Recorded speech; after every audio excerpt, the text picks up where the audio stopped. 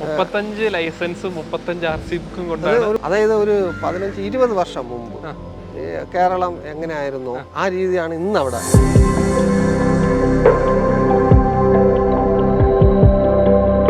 ഏത് വിദേശികളാണെങ്കിലും ചലഞ്ച് ചെയ്യാൻ അവർക്ക് ഈ റെക്കോർഡ് ഇന്ത്യൻ റോഡിൽ വന്ന് ബ്രേക്കാൻ പറ്റില്ല. ഗുജറാത്ത് പോലീസ് എന്ന് പറഞ്ഞാൽ എൻ്റെ പുറകെ വന്നിട്ട് എന്നെ ചേസ് ചെയ്ത് പിടിച്ച് രാത്രി 12 മണിയായി.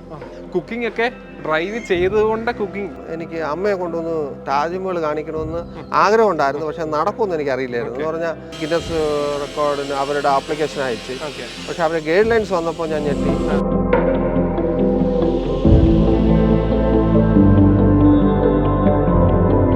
ഫോട്ടോ എടുത്ത് ഞാൻ ചോദിച്ചത് എന്തിനാ എൻ്റെ ഫോട്ടോ ഇങ്ങനെ ഇത്ര ആഗ്രഹത്തോട് നീ എടുത്തത്? അങ്കിള് ഗിന്നസ് വേൾഡ് റെക്കോർഡിൽ വരും. അപ്പോൾ എനിക്കറിയാം ഞാൻ അങ്കിളിൻ്റെ കൂടെ ഉണ്ടായിരുന്നു. നമ്മുടെ ഭൂമിയുടെ സർക്കംഫറൻസ് എത്രയാണെന്നറിയോ? അതായത് നമ്മൾ ഒരു പോയിന്റിൽ നിന്ന് ഭൂമിയെ ചുറ്റി അതേ പോയിന്റിനെ തിരിച്ചെത്തുമ്പോൾ എത്ര കിലോമീറ്റർ ആയിരിക്കും ആവുന്നതെന്ന് നിങ്ങൾക്കറിയാം? 40,000 കിലോമീറ്ററാണ് നമ്മുടെ ഭൂമിയുടെ സർക്കംഫറൻസ് എന്ന് പറയുന്നത്. അതേപോലെ നമ്മുടെ ഇന്ത്യയുടെ ടോപ്പ് ടു ബോട്ടം ലെങ്ത് എത്ര ആയിരിക്കും എന്ന് നിങ്ങൾക്ക് ഗസ് ചെയ്യായിരിക്കും പലർക്കും. ഒരു 4,000-5,000 കിലോമീറ്ററോളം വരും. അപ്പോൾ ഒരു ലോങ് ഡ്രൈവ് ചെയ്യണമെന്നുണ്ടെങ്കിൽ എത്ര കിലോമീറ്റർ ചെയ്യാൻ പറ്റുമെന്ന് നിങ്ങളൊന്ന് ഗസ് ചെയ്യാമോ? അതായത് ഈ ഒരു വണ്ടി ഒരു ലോങ് ഡ്രൈവ് ചെയ്ത് വന്നിട്ടുള്ള വണ്ടിയാണ്, നമ്മുടെ XUV500 ആണ്. അപ്പോൾ ഈ വണ്ടി ട്രാവൽ ചെയ്ത ഒരു ലോങ് ഡ്രൈവ് എത്ര കിലോമീറ്റർ ആയിരിക്കും നിങ്ങൾക്കൊന്ന് ഗസ് ചെയ്യാമോ? അല്ല, അതുമല്ല. ഇനി ഒരു ക്ലൂടെ തരാം. ഇത് ഇന്ത്യയിൽ മാത്രം കറങ്ങിയ വണ്ടിയാണ്. അപ്പോൾ ഇന്ത്യയിൽ മൊത്തത്തിൽ കറങ്ങി എത്ര കിലോമീറ്റർ ആയിട്ടുണ്ടാവുന്നത് ഒന്നുകൂടെ ഒന്ന് ഗസ് ചെയ്യാമോ? അതുമല്ല. ഈ വണ്ടി ടോട്ടൽ ഇന്ത്യയിൽ മാത്രം കവർ ചെയ്തിരിക്കുന്നത് 69,000 കിലോമീറ്ററാണ്. അതായത് നമ്മുടെ എർത്തിൻ്റെ സർക്കംഫറൻസിനെക്കാട്ടിൽ കൂടുതൽ കിലോമീറ്റർ ഈ വണ്ടി കവർ ചെയ്തിട്ടുണ്ട് എന്നുള്ളതാണ്. അത് തീർച്ചയായിട്ടും ഒരു വേൾഡ് ഗിന്നസ് റെക്കോർഡിന് അർഹമായിട്ടുള്ള ഒരു കാര്യമാണ്. ഗിന്നസ് റെക്കോർഡ് കിട്ടിയിട്ടുണ്ട്. അതായത് ഈ ഒരു വണ്ടിയും ഇതിൻ്റെ ഓണറും ഗിന്നസ് വേൾഡ് റെക്കോർഡ് കൈവരിച്ചിട്ട് നിൽക്കുകയാണ്. അപ്പം അതിൻ്റെ ഒരു എക്സ്പീരിയൻസ് ആണ് നമ്മൾ ഷെയർ ചെയ്യാനായിട്ട് വന്നത്. നമ്മൾ കുറേ ലോങ് ഡ്രൈവ്സ് വീഡിയോസ് നമ്മൾ ചെയ്തിട്ടുണ്ട്, ലോങ് ട്രാവൽസിൻ്റെ വീഡിയോസ് ചെയ്തിട്ടുണ്ട്. പക്ഷേ ഇതൊരു വെറൈറ്റി ആയിരിക്കും. കാരണം 69,000 കിലോമീറ്റർ ഇന്ത്യയിൽ മാത്രം കറങ്ങുക എന്നത്, അതും വെറും 90 ദിവസം കൊണ്ട് കറങ്ങുക എന്നത് വലിയൊരു കാര്യമാണ്. അപ്പോൾ അതിൻ്റെ ഒരു എക്സ്പീരിയൻസ്, കാരണം അത് സാധാരണ ആൾക്കാരും കൊണ്ട് പറ്റണമെന്നില്ല, ഇത് പറ്റിയിട്ടുണ്ട്. നമുക്കതിൻ്റെ എക്സ്പീരിയൻസ് ചോദിക്കാം. ആ യാത്ര ചെയ്ത ആളെ നമുക്ക് ഈ വീഡിയോയിലേക്ക് സ്വാഗതം ചെയ്യാം. ഓക്കെ, ഇതാണ് നമ്മുടെ വേൾഡ് റെക്കോർഡിന് അർഹനായിട്ടുള്ള ആള്. Hi, welcome to our channel. Manikuttan എന്നാണ് ഇദ്ദേഹത്തിൻ്റെ പേര്. അപ്പം ചേട്ടാ, വലിയൊരു വേൾഡ് റെക്കോർഡ് സ്വന്തമാക്കിയിട്ട് നിൽക്കുന്ന ആ ഒരു അഭിമാന നിമിഷമാണ് അല്ലേ? തീർച്ചയായിട്ടും. എന്ത് ചെയ്യുന്നു ആദ്യം തന്നെ അത് ചോദിക്കുകയാണ്. ഞാൻ കന്നഡയുടെ ബിസിനസ്സാണ്. മീൻസ് ട്രിവാൻഡ്രത്തിൽ പാറശാല എന്ന് പറയുന്ന സ്ഥലത്തൊരു ഷോപ്പുണ്ട്. ഓക്കെ. പിന്നെ ഞാൻ ഗൾഫിലും കൂടെ വർക്ക് ചെയ്യുന്ന ആളാണ്. കുവൈറ്റിലാണ്. Okay okay. അപ്പം ഒരു യാത്രയൊക്കെ നടത്തി എന്ന് പറയുമ്പോൾ ഒരു ഇന്ത്യൻ ഫുള്ള് ട്രാവൽ ചെയ്തു എന്ന് പറയുമ്പം ആൾക്കാർ വിചാരിക്കുമോ ഇത്രയും കിലോമീറ്റർ ആണ് കവർ ചെയ്തതെന്നുള്ളത്? കാരണം ഒരു 69,000 എന്ന് പറയുന്നത് ഇന്ത്യയിൽ മാത്രം 69,000. ഇതുവരെ വേൾഡ് റെക്കോർഡ് എത്ര കിലോമീറ്റർ ആയിരുന്നു ഒരു ലോകത്തിലെ? വേൾഡ് റെക്കോർഡ് വലിയ റെക്കോർഡുണ്ട്. അത് മനസ്സിലായി 8 ലക്ഷത്തോളം കിലോമീറ്റർ 84 തുടങ്ങിയിട്ട് ഇപ്പോഴും റൺ ചെയ്തുകൊണ്ടിരിക്കുന്ന ഒരു ഫാമിലി ഉണ്ട്. ഓക്കെ. ഒരു അപ്പൂപ്പനും അമ്മൂമ്മയായി ഇപ്പോൾ നല്ല പ്രായമുണ്ട്. അവർ റെക്കോർഡ് തകർക്കുക, ആ ടൈം എടുത്ത് തകർക്കുക എന്നുള്ളത് പാടാണ്. പക്ഷെ അത് 8 ലക്ഷം കിലോമീറ്റർ 84 തുടങ്ങിയതാണ്. അവർ ഓരോ സ്ഥലത്ത് പോയി താമസിക്കും, അപ്പോൾ കാശ് കിട്ടും, പിന്നെ മൂവ് ചെയ്യും. അങ്ങനെ അവർ. പക്ഷെ അവരുടെ പ്രത്യേകത എന്ന് പറയുമ്പം അവർ ജപ്പാനിൽ പോയിട്ടുണ്ട്. ജപ്പാനിൽ പോണത് സീ ക്രോസ് ചെയ്യണം. പിന്നെ രണ്ട് കൊറിയയിലും അവർ പോയിട്ടുണ്ട്. അത് പെർമിഷൻ കിട്ടുക വളരെ ടഫാണ്. നോർത്തും സൗത്തും പോയി. അപ്പോൾ അതൊക്കെ അങ്ങനെയൊക്കെ പോയവരുണ്ട്. പക്ഷേ ഒറ്റയ്ക്ക് ചെയ്തിട്ടുള്ളതിൽ റെക്കോർഡിൽ ഇതുവരെ രേഖപ്പെടുത്തിയിട്ടുള്ളതിൽ വലിയ റെക്കോർഡ് തന്നെയാണിത്. അതാണ് നമ്മുടെ അടുത്തിരിക്കുന്ന ആള് അല്ലേ? ഓക്കെ. അപ്പോൾ ഇതിന് മുമ്പ് ഉണ്ടായിരുന്ന ഒരു അമേരിക്കൻസ്, അതും കപ്പിൾസ് ആണ്. അത് 58,185 കിലോമീറ്റർ. അതിനെക്കാട്ടിൽ ഒരു 10,000 കിലോമീറ്റർ കൂടുതൽ ചെയ്തു. അത് US തന്നെയാണോ ചെയ്തത്? അമേരിക്കയിൽ തന്നെ? അത് അമേരിക്കൻ റോഡിലാണ് ചെയ്തത്. ഓക്കെ. ഇത് ഇന്ത്യൻ റോഡിൽ. അതെ, അത് ഡ്യൂറേഷന് വ്യത്യാസമുണ്ട്. രണ്ടാള് 121 ദിവസം കൊണ്ടാണ്. നമ്മൾ 90 ദിവസം, നമ്മൾ 98 ദിവസമാണ്. 98 ദിവസം. അപ്പം അതിനെക്കാട്ടി കുറവാണ്. തീർച്ചയായിട്ടും 10,000 കിലോമീറ്ററും ദിവസങ്ങളും. ഓക്കെ. അപ്പോൾ ആദ്യമേ ചോദിക്കാനുള്ളത്, എങ്ങനെ ഈ ഒരു ഐഡിയ, മീൻസ് നോർമലി സ്ഥിരം ട്രാവൽ ചെയ്തുകൊണ്ടിരുന്ന ആളാണോ? നേരത്തെയും ഇതുപോലെ റൈഡുകൾ പ്ലാൻ ചെയ്ത് നടത്തിയിട്ടുണ്ടോ? എങ്ങനെയാണ് ഇങ്ങനൊരു ആഗ്രഹത്തിലേക്ക് വന്നത്? ഞാൻ നേരത്തെ ഇതിപ്പോൾ ഈ വണ്ടി എൻ്റെ കൈ കിട്ടിയിട്ട് 9 വർഷം കഴിഞ്ഞു. അപ്പോൾ അതിന് മുമ്പും ഡ്രൈവ് ചെയ്യുകയും പോവുകയും ചെയ്യും. പക്ഷേ ഇവിടുന്ന് ട്രിവാൻഡ്രം, മധുര അല്ലെങ്കിൽ ചെന്നൈ അത്രയിലൊക്കെ ഒതുക്കിയിരുന്നു. പക്ഷെ ഇത് കിട്ടുമ്പം എനിക്ക് അമ്മയെ ഒന്ന് താജ്മഹൽ കാണിക്കണമെന്ന് ആഗ്രഹമുണ്ടായിരുന്നു. പക്ഷെ നടക്കുമെന്ന് എനിക്ക് അറിയില്ലായിരുന്നു. എന്ന് പറഞ്ഞാൽ അമ്മ എത്രത്തോളം ഇതിൽ കംഫർട്ടബിൾ ആവുമെന്ന് എനിക്ക് അറിയില്ലായിരുന്നു. അപ്പോൾ ഞാൻ ട്രിവാൻഡ്രത്ത് നിന്ന് ഒരു ദിവസം ഒരു യാത്ര അങ്ങ് പുറപ്പെട്ടു. ബാംഗ്ലൂരെത്തി. ഉച്ചയ്ക്ക് 3 മണിക്ക് 3 മണിയൊക്കെ ആയപ്പോൾ എത്തി. അപ്പോൾ ഞാൻ അമ്മയടുത്ത് പറഞ്ഞു, അപ്പോൾ ഏറെക്കുറെ 800-900 കിലോമീറ്ററായി. അപ്പോൾ എനിക്ക് അന്ന് 1000 കിലോമീറ്റർ തയ്ക്കാൻ പറ്റും, അനന്തപൂർ വരെ എത്താം. തീർച്ചയായിട്ടും. ഇല്ല, ഞാനും ഈ മോനും അമ്മയും. അപ്പോൾ അവിടെ എത്തിയിട്ട് ഞാൻ ചോദിച്ചമ്മ 2 പകലും കൂടെ ഇതേപോലെ ഇതിലിരിക്കണം. ഞാനിരിക്കാം.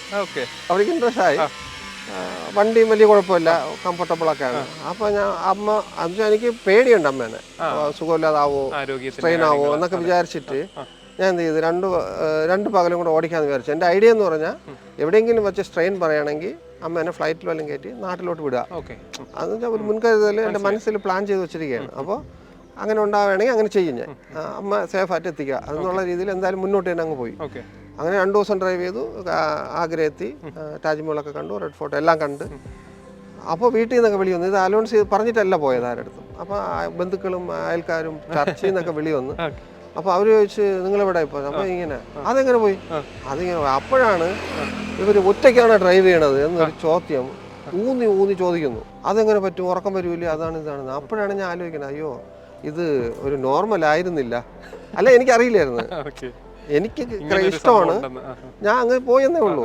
അപ്പോൾ ഇത്ര ദൂരം ഒറ്റയ്ക്ക് ഒരാൾ കണ്ടിന്യൂസ് വണ്ടി ഓടിക്കാറില്ല എന്നുള്ള ഒരു അറിവ് എനിക്ക് ഈ അവരുടെ നാട്ടുകാരുടെ ചോദ്യത്തിൽ നിന്നുണ്ടായി. അപ്പോൾ വിചാരിച്ചു ഞാൻ തന്നെ മോശമല്ലല്ലോ, ഓട്ടിക്കാമല്ലോ എന്ന്. അങ്ങനെ അന്ന് ആ ട്രിപ്പ് ആഗ്രയിൽ നിർത്തി 2-3 ദിവസം. അപ്പോൾ എത്ര ദിവസം എടുത്തു ആഗ്ര എത്താൻ? 3 പകല്. അതായത് 3 നൈറ്റ് സ്റ്റേ ചെയ്തു. നൈറ്റ് സ്റ്റേ ചെയ്തു. 3 പകൽ കൊണ്ട് അവിടെ എത്തി. അമ്മ കംഫർട്ടബിൾ ആയി. തീർച്ചയായിട്ടും അവിടെ എത്തി. അവിടെ 2 ദിവസമൊക്കെ കറങ്ങി തിരിഞ്ഞിട്ട് പിന്നെ വേറെ 1-2 സ്ഥലങ്ങൾ അവിടെ പോയി, എനിക്ക് വ്യക്തമായിട്ട് ഓർമ്മയില്ല. അവിടെന്നാലും കറങ്ങി ആ ട്രിപ്പ് അവസാനിച്ചു. എന്നിട്ട് 2 വർഷം മുമ്പ് അമ്മയും കൊണ്ട് പോയതെന്ന് പറഞ്ഞാൽ എനിക്ക് ഒരു താല്പര്യം, കർത്തുങ്കുല പാസ് അറിയായിരിക്കും, ലോകത്തിലെ ഏറ്റവും ടോപ്പ്, അവിടെ കൊണ്ടുപോകണമെന്ന്. അവിടെയും ഞാൻ കാശ്മീർ വരെ, ശ്രീനഗർ വരെയൊക്കെ പ്രശ്നമില്ലാതെ പോയിട്ട് എനിക്ക് അങ്ങ് മേളിൽ കയറ്റണമെന്നുള്ള ഒരു ഭയമുണ്ട്. ഞാൻ ഓക്സിജൻ സിലിണ്ടർ, മെഡിസിൻ എല്ലാം കൂടെ താഴെ വാങ്ങിച്ച് എല്ലാം റെഡിയാക്കി പ്രാർത്ഥിച്ച് ദൈവമേ രക്ഷിക്കണേ എന്നൊക്കെ വെച്ചാൽ എന്താ പറഞ്ഞാൽ അവിടെ ഓക്സിജൻ ലെവൽ വണ്ടിക്ക് പോലും ബാധിക്കുന്നുണ്ട്. അങ്ങനെ അമ്മയും കൊണ്ട് അവിടെ പോയി. അവർ എന്തോ വളരെ സന്തോഷം. ഒരു 1/2 മണിക്കൂറോളം അവിടെ നിന്ന് ഫോട്ടോ എടുത്ത് അവിടെ ബാത്റൂമിൽ പോയി അവിടെ നിന്ന് ചായയൊക്കെ വാങ്ങിച്ച് കുടിച്ച് അങ്ങനെ എന്തായാലും സന്തോഷത്തോടെ തിരിച്ചു വന്നു. അപ്പോൾ അതിന് മുന്നേയും ഞാൻ ശ്രീനഗർ, ഗുൽമാർഗൊക്കെ പോയിട്ട് തിരിച്ചു വന്നിട്ടുണ്ട്. അത് ഇവിടെ പോലെ പേടി കാരണം ഞാൻ ബോംബെ, ഡൽഹി എല്ലാം ഞാൻ ലോങ് ഡ്രൈവ് ഉപയോഗിച്ചല്ല ഇത് തന്നെ. ശേഷമാണ് ഈ ലോങ് ഡ്രൈവ്സ് സ്റ്റാർട്ട് ചെയ്തത്. അപ്പോൾ അങ്ങനെയാണ് ഇങ്ങനെ എനിക്ക് കഴിയുമെന്ന് എനിക്ക് തോന്നിയത്. പിന്നെ വേൾഡ് റെക്കോർഡ് നമ്മൾ യൂട്യൂബിലും ഒക്കെ ഇങ്ങനെ വരുമ്പോൾ തീർച്ചയായിട്ടും സിമ്പിളായിട്ട് ചെയ്യാവുന്ന ഒരുപാട് റെക്കോർഡ്സൊക്കെ ഉണ്ട്. പക്ഷെ അതൊക്കെ ഞാൻ നോക്കിയപ്പോൾ അതൊന്നും നമ്മൾ റെക്കോർഡിന് വേണ്ടി ചെയ്യണമെങ്കിൽ നമുക്ക് അറിയാമെന്നുള്ള നമ്മളെ ഒരു ഇഷ്ടം കൂടെ അങ്ങ് നടവാറുമല്ലോ എന്ന് വിചാരിച്ചിട്ട് ഞാൻ ഡ്രൈവിംഗ് ചെയ്യാൻ നോക്കി. ഞാൻ പ്ലാൻ ചെയ്ത് ഗിന്നസ് റെക്കോർഡിന് അവരുടെ ആപ്ലിക്കേഷൻ അയച്ച്. പക്ഷെ അവരുടെ ഗൈഡ് ലൈൻസ് വന്നപ്പോൾ ഞാൻ ഞെട്ടി. ഞാൻ ആകെ ഇതായി. എന്ന് പറഞ്ഞാൽ റിപ്പീറ്റ് ചെയ്യാൻ പാടില്ല. എൻ്റെ ഓട്ടോക്കെ ഹൈവേ വഴിയല്ലേ, അതെനിക്കറിയാം, ഓടാൻ ചെയ്യും. ഒരു ദിവസം 1000-1300 വരെയൊക്കെ ഞാൻ ഓടിയിട്ടുണ്ട്. ഇപ്പം ഞാൻ 1300 ഒരു ദിവസം ഞാൻ ഓടിയിട്ടുണ്ട്. ഒരു കറക്റ്റ് ഡേ 12 hours അല്ല, 18-19 hours വരെ എടുത്തു. എന്തായാലും ഒരു ദിവസം 1300 കിലോമീറ്റർ ഓടിയിട്ടുണ്ട്. അപ്പോൾ അതൊക്കെയായിരുന്നു ആദ്യമായിട്ട് ഞാൻ ഈ ആവശ്യമായിട്ട് പത്രസമ്മേളനം വിളിച്ചിട്ട് ഞാൻ പറഞ്ഞു ഞാൻ 1300 കിലോമീറ്റർ ഓടിയെന്ന് പറയുമ്പോൾ വിശ്വസിക്കില്ലായിരിക്കാം. പക്ഷെ കുഴപ്പമില്ല, ഞാൻ ഓടി. അത് ഇനി തെളിയിക്കണമെന്നുണ്ടെങ്കിൽ ഞാൻ തെളിയിക്കാൻ ഞാൻ റെഡിയാ. അപ്പോൾ അത് അങ്ങനെ. അപ്പോൾ അങ്ങനെയൊക്കെ ഓടി എനിക്ക് മനസ്സിലായി എനിക്ക് കുഴപ്പമില്ല, ഞാൻ ഓടിക്കാൻ പറ്റുമെന്ന് എനിക്ക് കോൺഫിഡൻസ് ആയി. ഈ നാട്ടുകാരുടെ ഒരു ചോദ്യത്തിൽ നിന്നാണ് ഞാൻ ലോങ് ഡ്രൈവ് ചെയ്യാൻ പ്രൊഫഷനുള്ള ഇല്ലാത്ത ഒരാളാണെന്ന് എനിക്ക് തന്നെ മനസ്സിലാവുന്നത്. ഞാൻ മനസ്സംതൃപ്തിയോടെ ഞാൻ ഓടിക്കുകയാണ്. അപ്പോൾ അത് വ്യത്യസ്തമാണെന്ന് എനിക്ക് അന്ന് തോന്നിയിരുന്നില്ല. അവിടെ ഡ്രൈവ് ചെയ്യും, പക്ഷെ ഞാൻ അങ്ങനെ സ്ഥിരമായിട്ട് ഞാൻ കൂടുതലും നാട്ടിലിങ്ങനെ അവിടെ ഞാൻ വണ്ടിയൊന്നും അങ്ങനെ കീപ്പ് ചെയ്യാം. അവിടുത്തെ ഡ്രൈവിംഗ് ഒരു കൾച്ചർ വെച്ചിട്ട് സിമ്പിൾ ആയിരിക്കും ഇത്. ഇല്ല അത് അവിടെ ഞാൻ ഓട്ടോമാറ്റിക് വണ്ടിയൊക്കെ അവിടെ ഓടിച്ചിട്ടുണ്ട്. പക്ഷെ എനിക്ക് മാനുവലും ആ ഒരു ഡ്രൈവിംഗ് ഇഷ്ടപ്പെടുന്നവർക്ക് ഒന്നാമത് ഗിയർലെസ് വണ്ടിയോ അല്ലെങ്കിൽ അങ്ങനത്തെ ഹൈവേസോ അല്ല.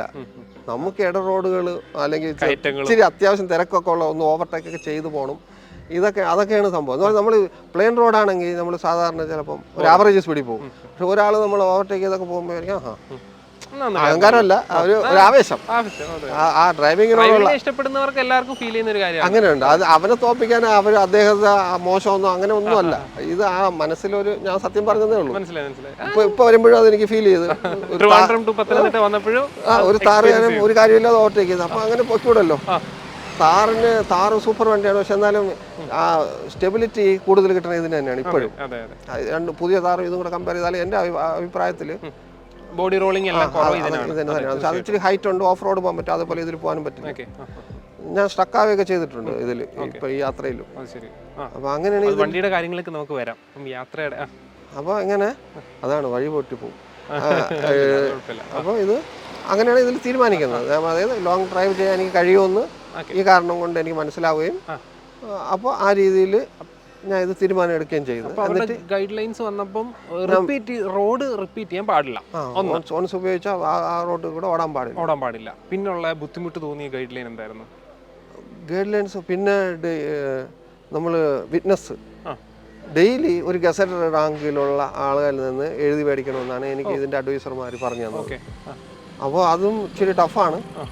അതൊക്കെ ചെയ്യാമെന്ന് എനിക്ക് ഒരു ശ്രമിക്കാം. എന്ന് വെച്ചാൽ അത് നമുക്ക് എക്സ്പീരിയൻസ് ഇല്ല. അറിയാത്തൊരു സ്ഥലത്ത് അതിലും സ്ട്രഗിൾ ഒത്തിരി ഉണ്ടായി. എന്ന് പറഞ്ഞാൽ നമ്മൾ ഒരു ചെല്ലുമ്പോൾ ഞാൻ എന്തിനു എഴുതി തരണം, നിനക്ക് ഇന്ന സുഖം കിട്ടിയിട്ടുണ്ട്, എനിക്കെന്താ ഗുണം? അപ്പോൾ ഞാൻ പറഞ്ഞു ഇത് ഒരു പബ്ലിക്കിന്, അതായത് ഇപ്പം US പേരിലുള്ള റെക്കോർഡായിരുന്നു. അപ്പോൾ അത് തകർത്ത തീർച്ചയായിട്ടും ഇന്ത്യ എന്ന് വരും. അതിലൊരു അഭിമാനിക്കാവുന്ന കാര്യമാണ്. അത് അപൂർവം ചിലർ കേട്ടാ. പക്ഷെ എന്നെ വളരെ രാജകീയമായിട്ട് സ്വീകരിച്ച ഒത്തിരി സ്കൂളുകൾ, വ്യക്തികളും ഒക്കെ ഉണ്ട്. നന്നായിട്ട് കൊണ്ടുവരുത്തി ഭക്ഷണം തന്ന് കാര്യങ്ങൾ അന്വേഷിച്ച് പിന്നെ ഫോളോ അപ്പ് ചെയ്ത്, സത്യം പറഞ്ഞ ലാസ്റ്റിൽ എന്നെ സ്വീകരിക്കാൻ വേണ്ടി ഗുജറാത്തിൽ നിന്ന് വണ്ടി ഓടിച്ചു തന്നെ. പുള്ളിക്ക് നല്ല ഇഷ്ടമാണ്. ഒരു സാറ് ബേസിക്കലി മലയാളിയാണ്, പക്ഷെ പുള്ളിക്ക് മലയാളം അറിയില്ല. അവിടെ സെറ്റിൽഡാണ്. ഇവിടെ എൻ്റെ ഈ വണ്ടി ഓട്ടി ഞാൻ തിരിച്ചെത്തണേൻ്റെ അന്ന് പുള്ളി കറക്റ്റ് അവിടെ വന്ന് കാത്തു നിന്ന്. സത്യം പറഞ്ഞാൽ എൻ്റെ വരവിൽ എനിക്ക് അതിലൊരു പ്രയാസമുണ്ട്. പുള്ളി അത് വേണ്ട വേണം സ്വീകരിക്കാന്ന് പറഞ്ഞു. ഞാൻ ഇത്രയും ഓടി തളർന്നെന്ന് പറയുന്നില്ല, പക്ഷെ എന്നാലും അതിൻ്റെ സ്ട്രെയിൻ ഉണ്ടാവുമല്ലോ. അപ്പോൾ അങ്ങനെ വരുമ്പോൾ അറേഞ്ച് ചെയ്യാനൊന്നും പറ്റിയില്ല. പുള്ളി വന്ന് സ്റ്റേജിലൊക്കെ നിന്ന് തിരിച്ചു പോവുകയും ചെയ്തു. അപ്പോൾ അങ്ങനെ വരെ പ്രതികരണങ്ങൾ ഉണ്ടായിട്ടുണ്ട്. ഗുജറാത്തിൽ നിന്നും വരെ വണ്ടി ഓടിച്ച് വരണമെന്നുള്ള പുള്ളിയുടെ ആ ഒരു താല്പര്യമാണ്. വണ്ടിയോടുള്ള ഡ്രൈവിങ്ങിനോടുള്ള ഇഷ്ടമാണ്. അതാണ് എന്നോട് കൂടുതൽ സ്നേഹിക്കുക. പുള്ളി ഒരു പരിചയപ്പെടുത്തി ശ്രീനഗറിൽ മിലിറ്ററിയുടെ വലിയ അങ്ങ് ഉള്ളിൽ, അതായത് അവരുടെ സീക്രട്ട് അവർ താമസിക്കുന്ന സ്ഥലം അറിയാമല്ലോ, കമാൻഡോസും ഇവരൊക്കെ. അങ്ങനെ 3 ഗേറ്റൊക്കെ കഴിഞ്ഞ് പുള്ളി വിവരം പറഞ്ഞിട്ട് ഒരു മേജർ എന്നെ ഇൻവൈറ്റ് ചെയ്ത് ഞാൻ അവിടെ പോയി. അവരെനിക്ക് ബ്രേക്ക്ഫാസ്റ്റ് ഒക്കെ തന്ന് വളരെ സന്തോഷത്തോടെ തീർച്ചയായിട്ടും അതും വളരെ നല്ല ഒരു എക്സ്പീരിയൻസ് ആയിട്ട് തോന്നി. എന്ന് പറഞ്ഞാൽ 3 ഗേറ്റൊക്കെ തുറന്ന്, എന്ന് പറഞ്ഞാൽ ആദ്യം തുറന്നു കഴിഞ്ഞാൽ അടുത്ത ഉടനെ സെക്യൂരിറ്റി എന്താണ് ഏതാണെന്നുള്ള രീതിയിൽ, പിന്നെ ഇതടച്ചിട്ട് അടുത്ത് തുറക്കുള്ളൂ. വേറെ ആരും ഒരു മോശമായിട്ട് അറ്റാക്ക് ചെയ്ത് കയറാതിരിക്കാനുള്ള രീതിയിലുള്ള തീർച്ചയായിട്ടും വളരെ വെൽക്കം ചെയ്യാനെത്തി അല്ലേ? തീർച്ചയായിട്ടും വന്ന് വണ്ടിയിൽ വേറെ ആളെ വിട്ട് എന്നെ റോഡിൽ നിന്ന് എനിക്കറിയാവുന്ന സ്ഥലത്തൊന്ന് കൂട്ടി കൊണ്ടുപോയി. അങ്ങനെയൊക്കെ ആയിരുന്നു. അപ്പോൾ അതും വളരെ സന്തോഷമുള്ള കാര്യമാണ്. അപ്പം പിന്നെയുള്ള അടുത്ത ഗൈഡ് ലൈൻസിലെ മെയിൻ ഒരു പോയിന്റ് എന്തായിരുന്നു? ഇത് പിന്നെ ഉള്ളത് നോർമൽ അറിയാവുന്നതായിരിക്കും. നമ്മൾ ഈ പബ്ലിക്കിൽ നമ്മൾ മീറ്റ് ചെയ്യുന്ന ആൾക്കാരടുത്ത്, സപ്പോസ് ബ്രദറിനെ നമ്മൾ മീറ്റ് ചെയ്ത് കഴിഞ്ഞാൽ പേരൊക്കെ ചോദിച്ചതിന് ശേഷം നമ്മൾ പറയുമെന്ന്, പേര്, കണ്ട സ്ഥലം, ഫോൺ നമ്പർ, ഒരു സൈൻ, അങ്ങനെ ഒരു ലോഗ് ബുക്ക് ഉണ്ടായിരുന്നു. Fitness log. അത് അവർ തരുന്നതാണോ? ഇല്ല, ബുക്ക് നമ്മൾ പ്രിപ്പയർ ചെയ്താൽ മതി. പക്ഷേ ഗൈഡ് ലൈൻസ് അതാണ്. ക്യാപ്പ് ഉണ്ടാവാൻ പാടില്ല, കണ്ടിന്യൂസ് ആയിരിക്കണം എന്നുള്ളതൊക്കെ ഉണ്ട്. ഒത്തിരി 100 വീഡിയോസ്, അതായത് 199 ദിവസത്തേക്ക് ഇൻട്രഡക്ഷൻ ഉൾപ്പെടെ 100 വീഡിയോ. മിനിമം 10 മിനിറ്റ്സ് വേണം. എഡിറ്റിംഗ് കട്ട് ചെയ്യാം, എഡിറ്റിംഗ് ഒന്നും പാടില്ല. സൗണ്ട് എന്ത് സൗണ്ട് ആണെങ്കിലും ആ സൗണ്ട് എല്ലാം അതിലുണ്ടായിരിക്കണം. അങ്ങനെയൊക്കെ പറഞ്ഞിട്ട് വീഡിയോസ്, ഫോട്ടോസ് 380 ഫോട്ടോ ഞാൻ കൊടുത്തു. 1000കണക്കിന് ഫോട്ടോ ഉണ്ടായിരുന്നു. നിർഭാഗ്യവശാൽ ഞാൻ കൂടുതലും സെൽഫികളായിരുന്നു. സെൽഫിയാണ്, വേറെ ആരും എടുത്തു തരാനില്ലായിരുന്നു. അപ്പോൾ എല്ലാം വണ്ടിയുടെ കൂടെ ഉള്ള selfie, toll Plaza.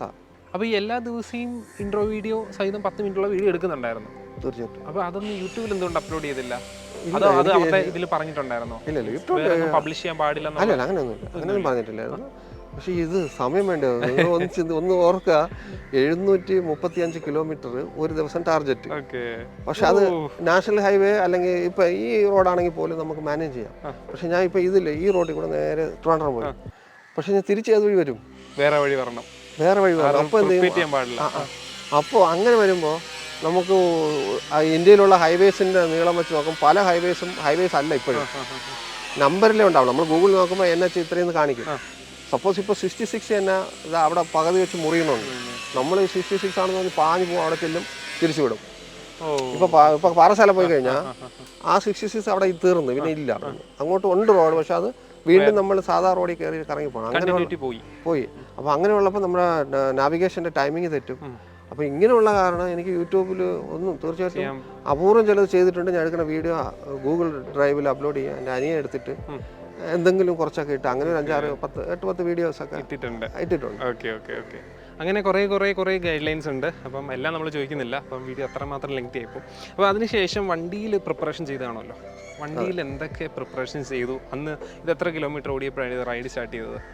1,32,000 kilometre already ഓടിയ വണ്ടി ഉണ്ടായിരുന്നു. അപ്പോൾ അതിൻ്റെയൊക്കെ ഒരു എക്സ്പീരിയൻസ് നമുക്ക് പിന്നെ ചോദിക്കാം. അപ്പം അന്ന് 1,32,000 കിലോമീറ്റർ ഓടിയ വണ്ടിയും കൊണ്ട് ഈ ഒരു 60,000 കിലോമീറ്റർ പ്ലാൻ ചെയ്തപ്പം ഒരു മഹീന്ദ്ര എന്നുള്ള ഒരു ബ്രാൻഡിനുള്ള വിശ്വാസം എങ്ങനെയായിരുന്നു, അല്ലെങ്കിൽ അവരുടെ സപ്പോർട്ട് എങ്ങനെയായിരുന്നു? മഹീന്ദ്ര എന്നുള്ള ബ്രാൻഡിലുപരി ഇത് പുതിയതായിട്ട് തന്നെ ഞാൻ എടുത്ത് ഞാൻ അത്രയും കാലം ഞാൻ തന്നെ മാത്രം സിംഗിളായിട്ട് ഉപയോഗിച്ച വണ്ടി.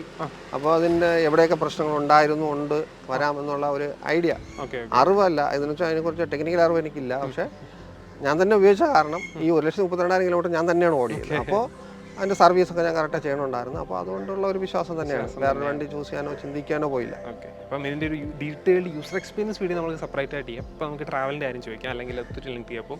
അപ്പോൾ പിന്നെ പ്രിപ്പറേഷൻസ് എന്തൊക്കെയാണ് ചെയ്തത്? എന്തൊക്കെ വണ്ടിയിൽ വ്യത്യാസങ്ങൾ വരുത്തി? അകത്ത് കുറച്ച് കാര്യങ്ങളൊക്കെ ചെയ്തത് കണ്ടു. അപ്പോൾ എന്തൊക്കെ ചെയ്തത്? അപ്പോൾ അവിടെയും ഗൈഡ് ലൈൻസ് ആണ് വരുന്നത്. എന്ന് പറഞ്ഞാൽ അവരുടെ ഈ വീഡിയോ വേണമെന്ന് പറഞ്ഞു. അപ്പോൾ അതിന് വേണ്ടിയുള്ള CCTV ക്യാമറ സിസ്റ്റം ചെയ്തു. പിന്നെ ഉള്ളത് ഞാൻ ഒറ്റയ്ക്കാണ് ഇത് ചെയ്തതെന്നുള്ള ഒരു പ്രൂഫ് വേണം. അപ്പോൾ അതിന് തീർച്ചയായിട്ടും ഞാൻ ഡ്രൈവ് ചെയ്യണ എല്ലാ ആംഗിളിലും ക്യാമറ വെച്ചിട്ട് അത് ഫുൾ റെക്കോർഡാണ് എൻ്റെ അടുത്ത് ഇപ്പോഴും ഉണ്ട്. അത് അതായത് 3000 GB മീൻസ് 3 TB ഉണ്ട് എൻ്റെ ഹാർഡ് SSDയിൽ ചെയ്തു വെച്ചിട്ടുള്ളത്. അതാണ് എൻ്റെ മെയിൻ പ്രിപ്പറേഷൻ. അതിനുള്ള GPS ഒക്കെ ഇപ്പോൾ ക്യാമറാസ് ഇപ്പോൾ തന്നെ ഇരിപ്പുണ്ട്. അതിൻ്റെ മോണിറ്ററൊക്കെ ഞാൻ അയച്ചു മാറ്റിയെന്നേ ഉള്ളൂ. പിന്നെ ചെയ്തത് എനിക്ക് നോർത്തിലെ ഫുഡ് എന്താണ് എന്ന് എനിക്ക് നന്നായിട്ട് അറിയാമായിരുന്നു, പലവട്ടം പോയിട്ടുള്ളതുകൊണ്ട്. അപ്പോൾ എനിക്കറിയാം സൗത്ത് റീജിയൻ വിട്ട് കഴിഞ്ഞാൽ ഫുഡിന് സ്ട്രഗിൾ ആവും. നമ്മളെ മലയാളി എന്ന നിലയിൽ നമുക്ക് സംബന്ധിച്ച് റൈസ് ഇല്ലെങ്കിൽ പറ്റാത്തതുകൊണ്ട് ഞാൻ ചെയ്ത് ഒരു ഹൈപ്പർ ഇൻവെർട്ടർ ഇതിനകത്ത് സെറ്റ് ചെയ്തു. ഒരു 220 ആംസിൻ്റെ ബാറ്ററിയൊക്കെ കുറേ അന്വേഷിച്ച് തേടി കഷ്ടപ്പാടാന്ന് പറഞ്ഞാൽ ഇത് കാറിൽ വെക്കാനാണ് ആരും സമ്മതിച്ചു തരുന്നില്ല. അത് വെച്ചാൽ പൊട്ടിത്തെറിക്കും, ഇത് വെച്ചാൽ പൊട്ടി. അവസാനം ഞാൻ അത് ട്രക്ക് ബാറ്ററി ചൂസ് ചെയ്തു. അതെന്തായാലും ട്രക്കിലൊന്നും പൊട്ടാത്തതുകൊണ്ട് ഇതിൽ വയ്ക്കാമെന്ന് വിചാരിച്ചു. അങ്ങനെ വാങ്ങിച്ച് ഒരു ഇൻവെർട്ടറും ചെയ്ത്.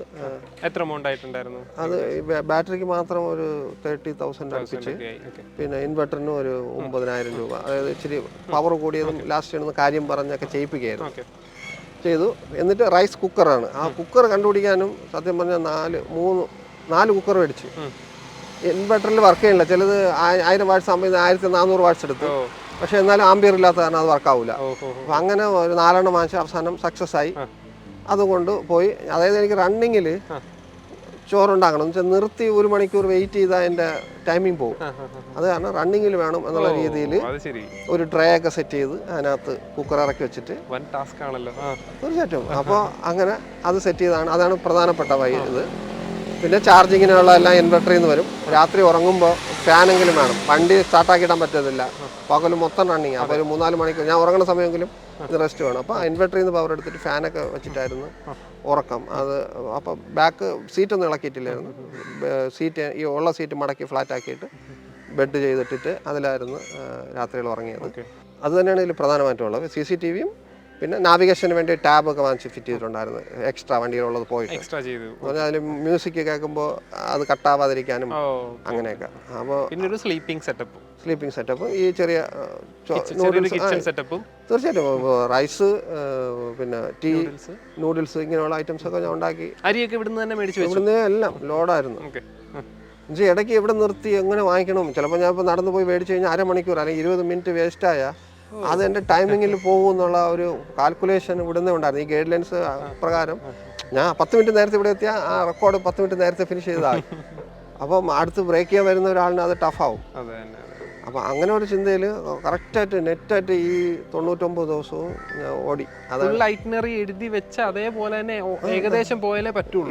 തീർച്ചയായിട്ടും ഈ ട്രാക്ക് ഇത് അവർ ഗിന്നസിന് കൊടുത്ത റെക്കോർഡാണ്. ഇത് കുറച്ച് മാഞ്ഞു പോയിട്ടുണ്ട്. ഇത് നമ്മളുടെ ഇതാണോ? ഇതിപ്പോൾ എൻ്റെ നമ്മൾ പോയ റൂട്ടാണ്. ഇത് ഞാൻ വിചാരിച്ചു നോർമൽ ഇന്ത്യ ഫ്ലാഗ് ആണ്. ഇല്ല ഈ റെഡ്, സോറി, നോർമൽ ഇന്ത്യയുടെ ഒരു മാപ്പാന്ന് വിചാരിച്ചു. ഓക്കെ, ഇത് നമ്മൾ പോയ യാത്രയുടെ ഒരു റൂട്ട് മാപ്പാണ് വെച്ചിരിക്കുന്നത്. അപ്പോൾ ഇതും വളരെ ഉപകാരപ്പെട്ട്. ഞാൻ ആരെങ്കിലും ചോദിച്ചാൽ നിങ്ങൾ എവിടെ പോയെന്ന് പോയത്, ഇപ്പോൾ നോക്കിയറിയാം. ഞാൻ ബാംഗ്ലൂർ സിറ്റിയിൽ പല വട്ടം വരുന്നുണ്ട്, ബാംഗ്ലൂരിൻ്റെ തൊട്ടടുത്ത്. അപ്പോൾ ഞാൻ ചിലപ്പോൾ ഇന്ന് വിളിച്ചിട്ട് മറ്റന്നാൾ വിളിക്കും വീണ്ടും ബാംഗ്ലൂർ. അപ്പോൾ നിങ്ങൾ അവിടെ നിന്ന് പോയില്ല എന്നാണ് ചില ചോദിക്കുക. മാക്സിമം കോളൊന്നും അറ്റൻഡ് ചെയ്തിട്ടില്ല, എന്നാലും ചിലർ അറിയുന്നവർ ചോദിക്കുന്നത്. അപ്പോൾ അങ്ങനെയുള്ളത്. പക്ഷേ ഇത് മാപ്പ് കണ്ടാൽ കുറച്ച് മനസ്സിലാവും. റിപ്പീറ്റ് ഇല്ലാതെ നമ്മൾ അടുത്ത് വന്നിട്ട് തിരിഞ്ഞു പോകാറുണ്ടായിരുന്നു. ഓക്കെ, അപ്പം നമ്മളൊരു നോർമൽ ഒരു 1000 കിലോമീറ്റർ ട്രിപ്പ് പ്ലാൻ ചെയ്യുമ്പോൾ തന്നെ നമ്മുടെ പ്രിപ്പറേഷൻസ് എന്തൊക്കെയായിരിക്കും എന്ന് നമുക്കറിയാമല്ലോ. അതാണ് ഇത്രയും നോർമൽ ട്രിപ്പാണെങ്കിൽ ഓക്കെ, ഒരു 70,000 കിലോമീറ്റർ ഓടി വരണം, എത്ര സമയമായാലും കുഴപ്പമില്ല. പക്ഷേ ഇത് അങ്ങനല്ല, ഇത്ര ടൈമിനുള്ളിൽ തീർക്കണം. കുക്കിംഗ് ഒക്കെ ഡ്രൈവ് ചെയ്തുകൊണ്ട് കുക്ക് ചെയ്യുന്നല്ല, ടൈം വേസ്റ്റ് ചെയ്യാത്ത രീതിയിൽ ഇന്നോവേറ്റീവായിട്ട് പ്ലാൻ ചെയ്തുള്ള കുക്കിംഗ് രീതിയായിരുന്നു. അതിൻ്റെ ഇടയ്ക്ക് ഒട്ടും ടൈം വേസ്റ്റ് ചെയ്യാനും പറ്റില്ല. അങ്ങനെയുള്ള സ്ട്രഗിൾസ് ഉണ്ടായിരുന്നു. അപ്പോൾ ഇതൊക്കെയാണ് വണ്ടിയിൽ ചെയ്ത പ്രിപ്പറേഷൻസ് അല്ലേ? അതെ. ഓക്കെ, പിന്നെ ടയേഴ്സ് ചേഞ്ച് അല്ലെങ്കിൽ ഓയിൽ ചേഞ്ച് കാര്യങ്ങൾ അതൊക്കെ എങ്ങനെ മാനേജ് ചെയ്യാനായിരുന്നു? പോകുന്ന വഴിക്കുള്ള മഹീന്ദ്ര സർവീസ് സെന്റേഴ്സ് ഒക്കെ നോക്കി വെച്ചിരുന്നു? അല്ല, ഞാൻ പോകുമ്പോൾ 10,000 കിലോമീറ്റർ കഴിയും, അല്ലെങ്കിൽ എത്തും. 9,000 ആകുമ്പോൾ ഞാൻ നാളത്തെ റൂട്ട് ഏതാണെന്ന് കൺഫേം ചെയ്യും. അവിടെ ഫോൺ ചെയ്യുമ്പോൾ അവർ ചിലപ്പോൾ അവൈലബിൾ അല്ലെന്ന് പറയും. എങ്കിൽ റിക്വസ്റ്റ് ചെയ്ത് നോക്കും, ഞാൻ ഇങ്ങനെ ഒരാളാണ്. അപ്പോൾ പലരും അത് കുഴപ്പമില്ല, നിങ്ങൾ വന്നോ, പ്രയോറിറ്റി തരാമെന്ന് പറഞ്ഞ് വിളിച്ചിട്ടുണ്ട്. അങ്ങനെ നമ്മൾ അവിടെ ചെല്ലും. അവർ രാവിലെ അവിടെ എത്തിക്കും. എന്ന് പറഞ്ഞാൽ എനിക്ക് അന്നത്തെ ഓട്ടം കട്ടാവാൻ പാടില്ല, തലേ രാത്രി വരെ. അതാണ് പ്രശ്നം. ആ കാരണം കൊണ്ടും ആ ഡിസ്റ്റൻസ് കാരണം കൊണ്ട് ചിലപ്പോൾ ഞാൻ മാറ്റി വെക്കാറുണ്ട്. അപ്പോൾ ആ നൈറ്റ് ഓടിക്കണം, കാരണം രാവിലെ വണ്ടി കൊടുക്കേണ്ടിയുണ്ട്. അറ്റ്ലീസ്റ്റ് നൈറ്റ് എങ്കിലും അവിടെ എത്തണം, അല്ലെങ്കിൽ രാവിലെ 9 മണിക്കെങ്കിലും അവിടെ എത്തുന്ന രീതിയിൽ ഡിസ്റ്റൻസ് മാനേജ് ചെയ്യണം. അത് വേസ്റ്റ് ആവും. ഇപ്പോൾ രാവിലെ മുതൽ വണ്ടി കൊടുക്കണം 10 മണി വരെ വെറുതെ ഇരിക്കാൻ പറ്റില്ല. ആ രീതിയിൽ ചെയ്യും. അപ്പോൾ കംഫർട്ടബിൾ ആയിട്ടുള്ള ഒരു എഗ്രി ചെയ്ത് ഒരു സർവീസ് സെൻറ്റർ കിട്ടിയാൽ പോലും നമ്മൾ എന്ത് ചെയ്യും, ചിലപ്പോൾ അത് സ്കിപ്പ് ചെയ്യും. കാരണം ഇത്രയും ടൈം വേസ്റ്റ് ആവണം എന്ന് പറഞ്ഞിട്ട് സ്കിപ്പ് ചെയ്തിട്ട് അടുത്ത ലൊക്കേഷൻ അവരെ വിളിക്കും അല്ലേ? അവർ വിളിക്കും. ഭാഷയുടെ കാര്യത്തിലൊന്നും പ്രശ്നമില്ലായിരുന്നു ഏതായാലും അല്ലേ? ഇല്ല, ഞാൻ ഇംഗ്ലീഷും ഹിന്ദിയും എല്ലാം ഹിന്ദി ഭയങ്കര തറവല്ലെങ്കിലും എനിക്ക് മനസ്സിലാക്കി പിടിച്ചിരിക്കാനുള്ള പറയും.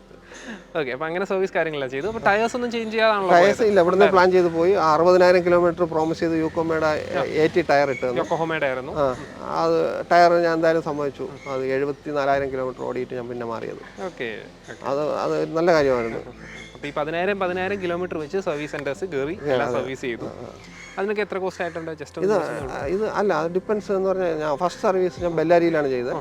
ബെല്ലാരി ചെയ്തപ്പോൾ ഇതിൻ്റെ സെൻട്രൽ മറ്റേ കൂളിംഗ് AC വർക്ക് ആയില്ലായിരുന്നു. 15 ദിവസം AC ഇല്ലാതെയാണ് ഞാൻ ഓടിയത്. അല്ല, അത് ടാസ്ക്കാണ്. ഇത് റിസ്ക്കും ടാസ്കും ആണ്. എന്ന് പറഞ്ഞാൽ അമ്മയൊക്കെ വിളിച്ചിട്ട് നീ എവിടെ എത്തി 3 ദിവസം കഴിഞ്ഞപ്പോൾ ചോദിക്കണം, ഞാൻ ഇനി എത്ര ദിവസം എടുക്കും ഇത് കലണ്ടറൊക്കെ നോക്കിയിട്ട്. ഞാൻ അവിടെ ഇല്ല, ഗൾഫിലാണെന്ന് ചിന്തിക്കും. അത് പറ്റണില്ല എന്ന്. അപ്പോൾ ആ ഒരു ഫീല് മനസ്സിലാവുമെന്ന് തോന്നുന്നു. അവർക്ക് ആ 100 ദിവസം എണ്ണി തീർക്കാൻ കഷ്ടപ്പാടാണ്. എന്ന് പറഞ്ഞാൽ ഇപ്പം എനിക്ക് പ്രശ്നമില്ല, പക്ഷെ ആലോചിച്ചുകൊണ്ടിരിക്കുമ്പോൾ എവിടെ എത്തിയോ എവിടെ ഉറങ്ങണോ ഒന്നും അറിയില്ല. അതുകൊണ്ട് പിന്നെ റോഡിന്റെ ക്രൂരതയൊക്കെ അമ്മ കണ്ടിട്ടുണ്ടോ? മനുഷ്യരൊന്നും ഇല്ലാതെ അമ്മയും വന്നിട്ടുണ്ടല്ലോ ഇവിടെ. വേറെ ഡ്രൈവിന് വന്നിട്ടുള്ളതുകൊണ്ട് അവർക്ക് ഐഡിയ ഉണ്ട്. ഇത്ര സമയം എടുക്കും, രാത്രി ആയാൽ പിന്നെ കൂരിട്ട് സ്ട്രീറ്റ് ലൈറ്റ് ഒന്നും ഉണ്ടാവത്തില്ല. അപ്പം ഒരു രാത്രിയും ഡ്രൈവ് ചെയ്തിട്ടില്ലേ? മോസ്റ്റ് കൂടുതലും ഒരു 90% നൈറ്റ് ഡ്രൈവ് ചെയ്തിട്ട്? ഇല്ല, 50% കൂടുതൽ നൈറ്റ് ഡ്രൈവ് ചെയ്യേണ്ടി വരും. എന്ന് പറഞ്ഞാൽ എനിക്ക് ടാർഗറ്റ് എത്തണമല്ലോ. ഞാൻ 3 മണി വരെ ഡ്രൈവ് ചെയ്തിട്ടുണ്ട് വെളുപ്പിന്. ഡിപ്പെൻസ്. പിന്നെ 11-12 മണി ഉറപ്പാണ്, 11 മണി വരെ ഉറപ്പാണ് രാത്രി എന്തായാലും ചെയ്തിരിക്കും. എന്നാലേ എത്തുള്ളൂ. എന്ന് പറഞ്ഞാൽ പകൽ കൂടുതലൊക്കെ ട്രാഫിക്കിലൊക്കെ അങ്ങ് പോകും. ആ സന്ധ്യ ആ ടൈമിലാണ് കുറച്ച് ഓടാൻ പറ്റുക. അപ്പോൾ ഒന്ന് ചോദിച്ചോട്ടെ, ഇപ്പം ഇതൊരു ഡ്രൈവ് ഗിന്നസ് റെക്കോർഡിനായിട്ടുള്ള ഡ്രൈവ് ആയതുകൊണ്ട് സ്ഥലങ്ങൾ കാണാനൊന്നും അധികം സ്പെൻഡ് ചെയ്ത് കാണില്ലല്ലോ?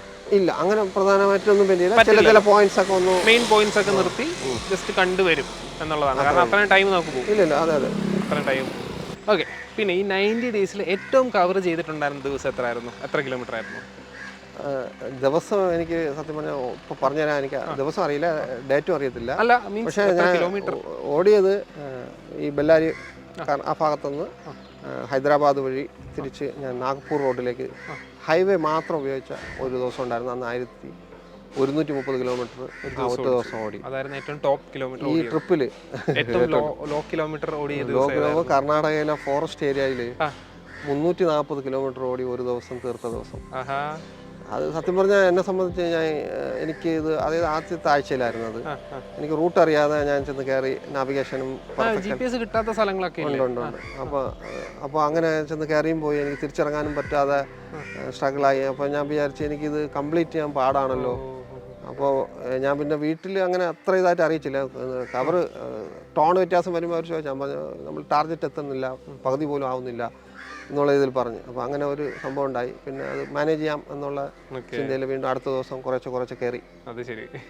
അല്ല, അപ്പം ഞാൻ ചോദിക്കുന്നത് ഇപ്പം കേരളം ആദ്യം കേരളത്തിൽ നിന്ന് സ്റ്റാർട്ട് ചെയ്തു. ഇവിടുന്ന് കേരളം ഫുള്ള് വഴികളും പോയിട്ട് അങ്ങനെ പോകുമായിരുന്നോ അതോ ഡയറക്റ്റ് പോയി എങ്ങനെയായിരുന്നു? ഇല്ല, ഞാൻ ട്രിവാൻഡ്രത്ത് നിന്ന് സ്റ്റാർട്ട് ചെയ്തു.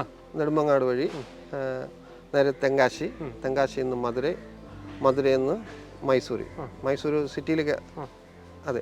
സിറ്റിയിൽ കയറിയില്ല, ഔട്ടറിൽ നിന്ന് തിരിഞ്ഞിട്ട് സിറ്റിയിൽ പിന്നെ കയറേണ്ടി വരും.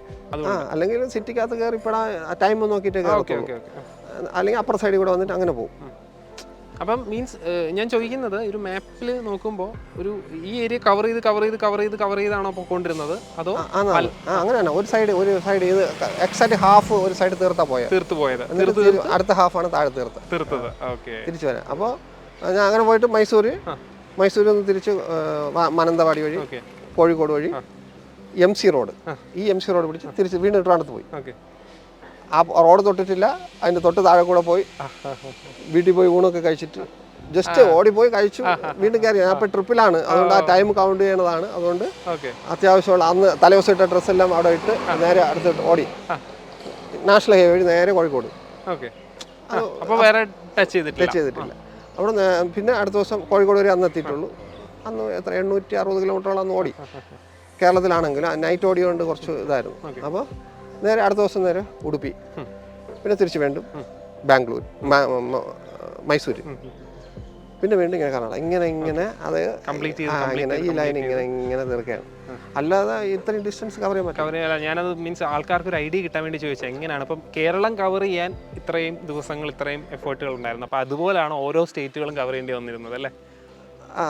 കേരളത്തിലും കവറിങ് ബുദ്ധിമുട്ടുള്ളത് കേരളത്തിലും പ്രധാനപ്പെട്ട്, പിന്നെ മഹാരാഷ്ട്രയുടെ കുറച്ച് ഭാഗം സിറ്റി ബോംബെയോട് പൂനെയോടൊക്കെ അടുത്ത് പറഞ്ഞ ഭാഗം സിറ്റി എത്തുന്ന 100 കിലോമീറ്റർ മുമ്പേ ട്രാഫിക്കും അങ്ങനെയുള്ള ഒരു ക്രൗഡ് വരും.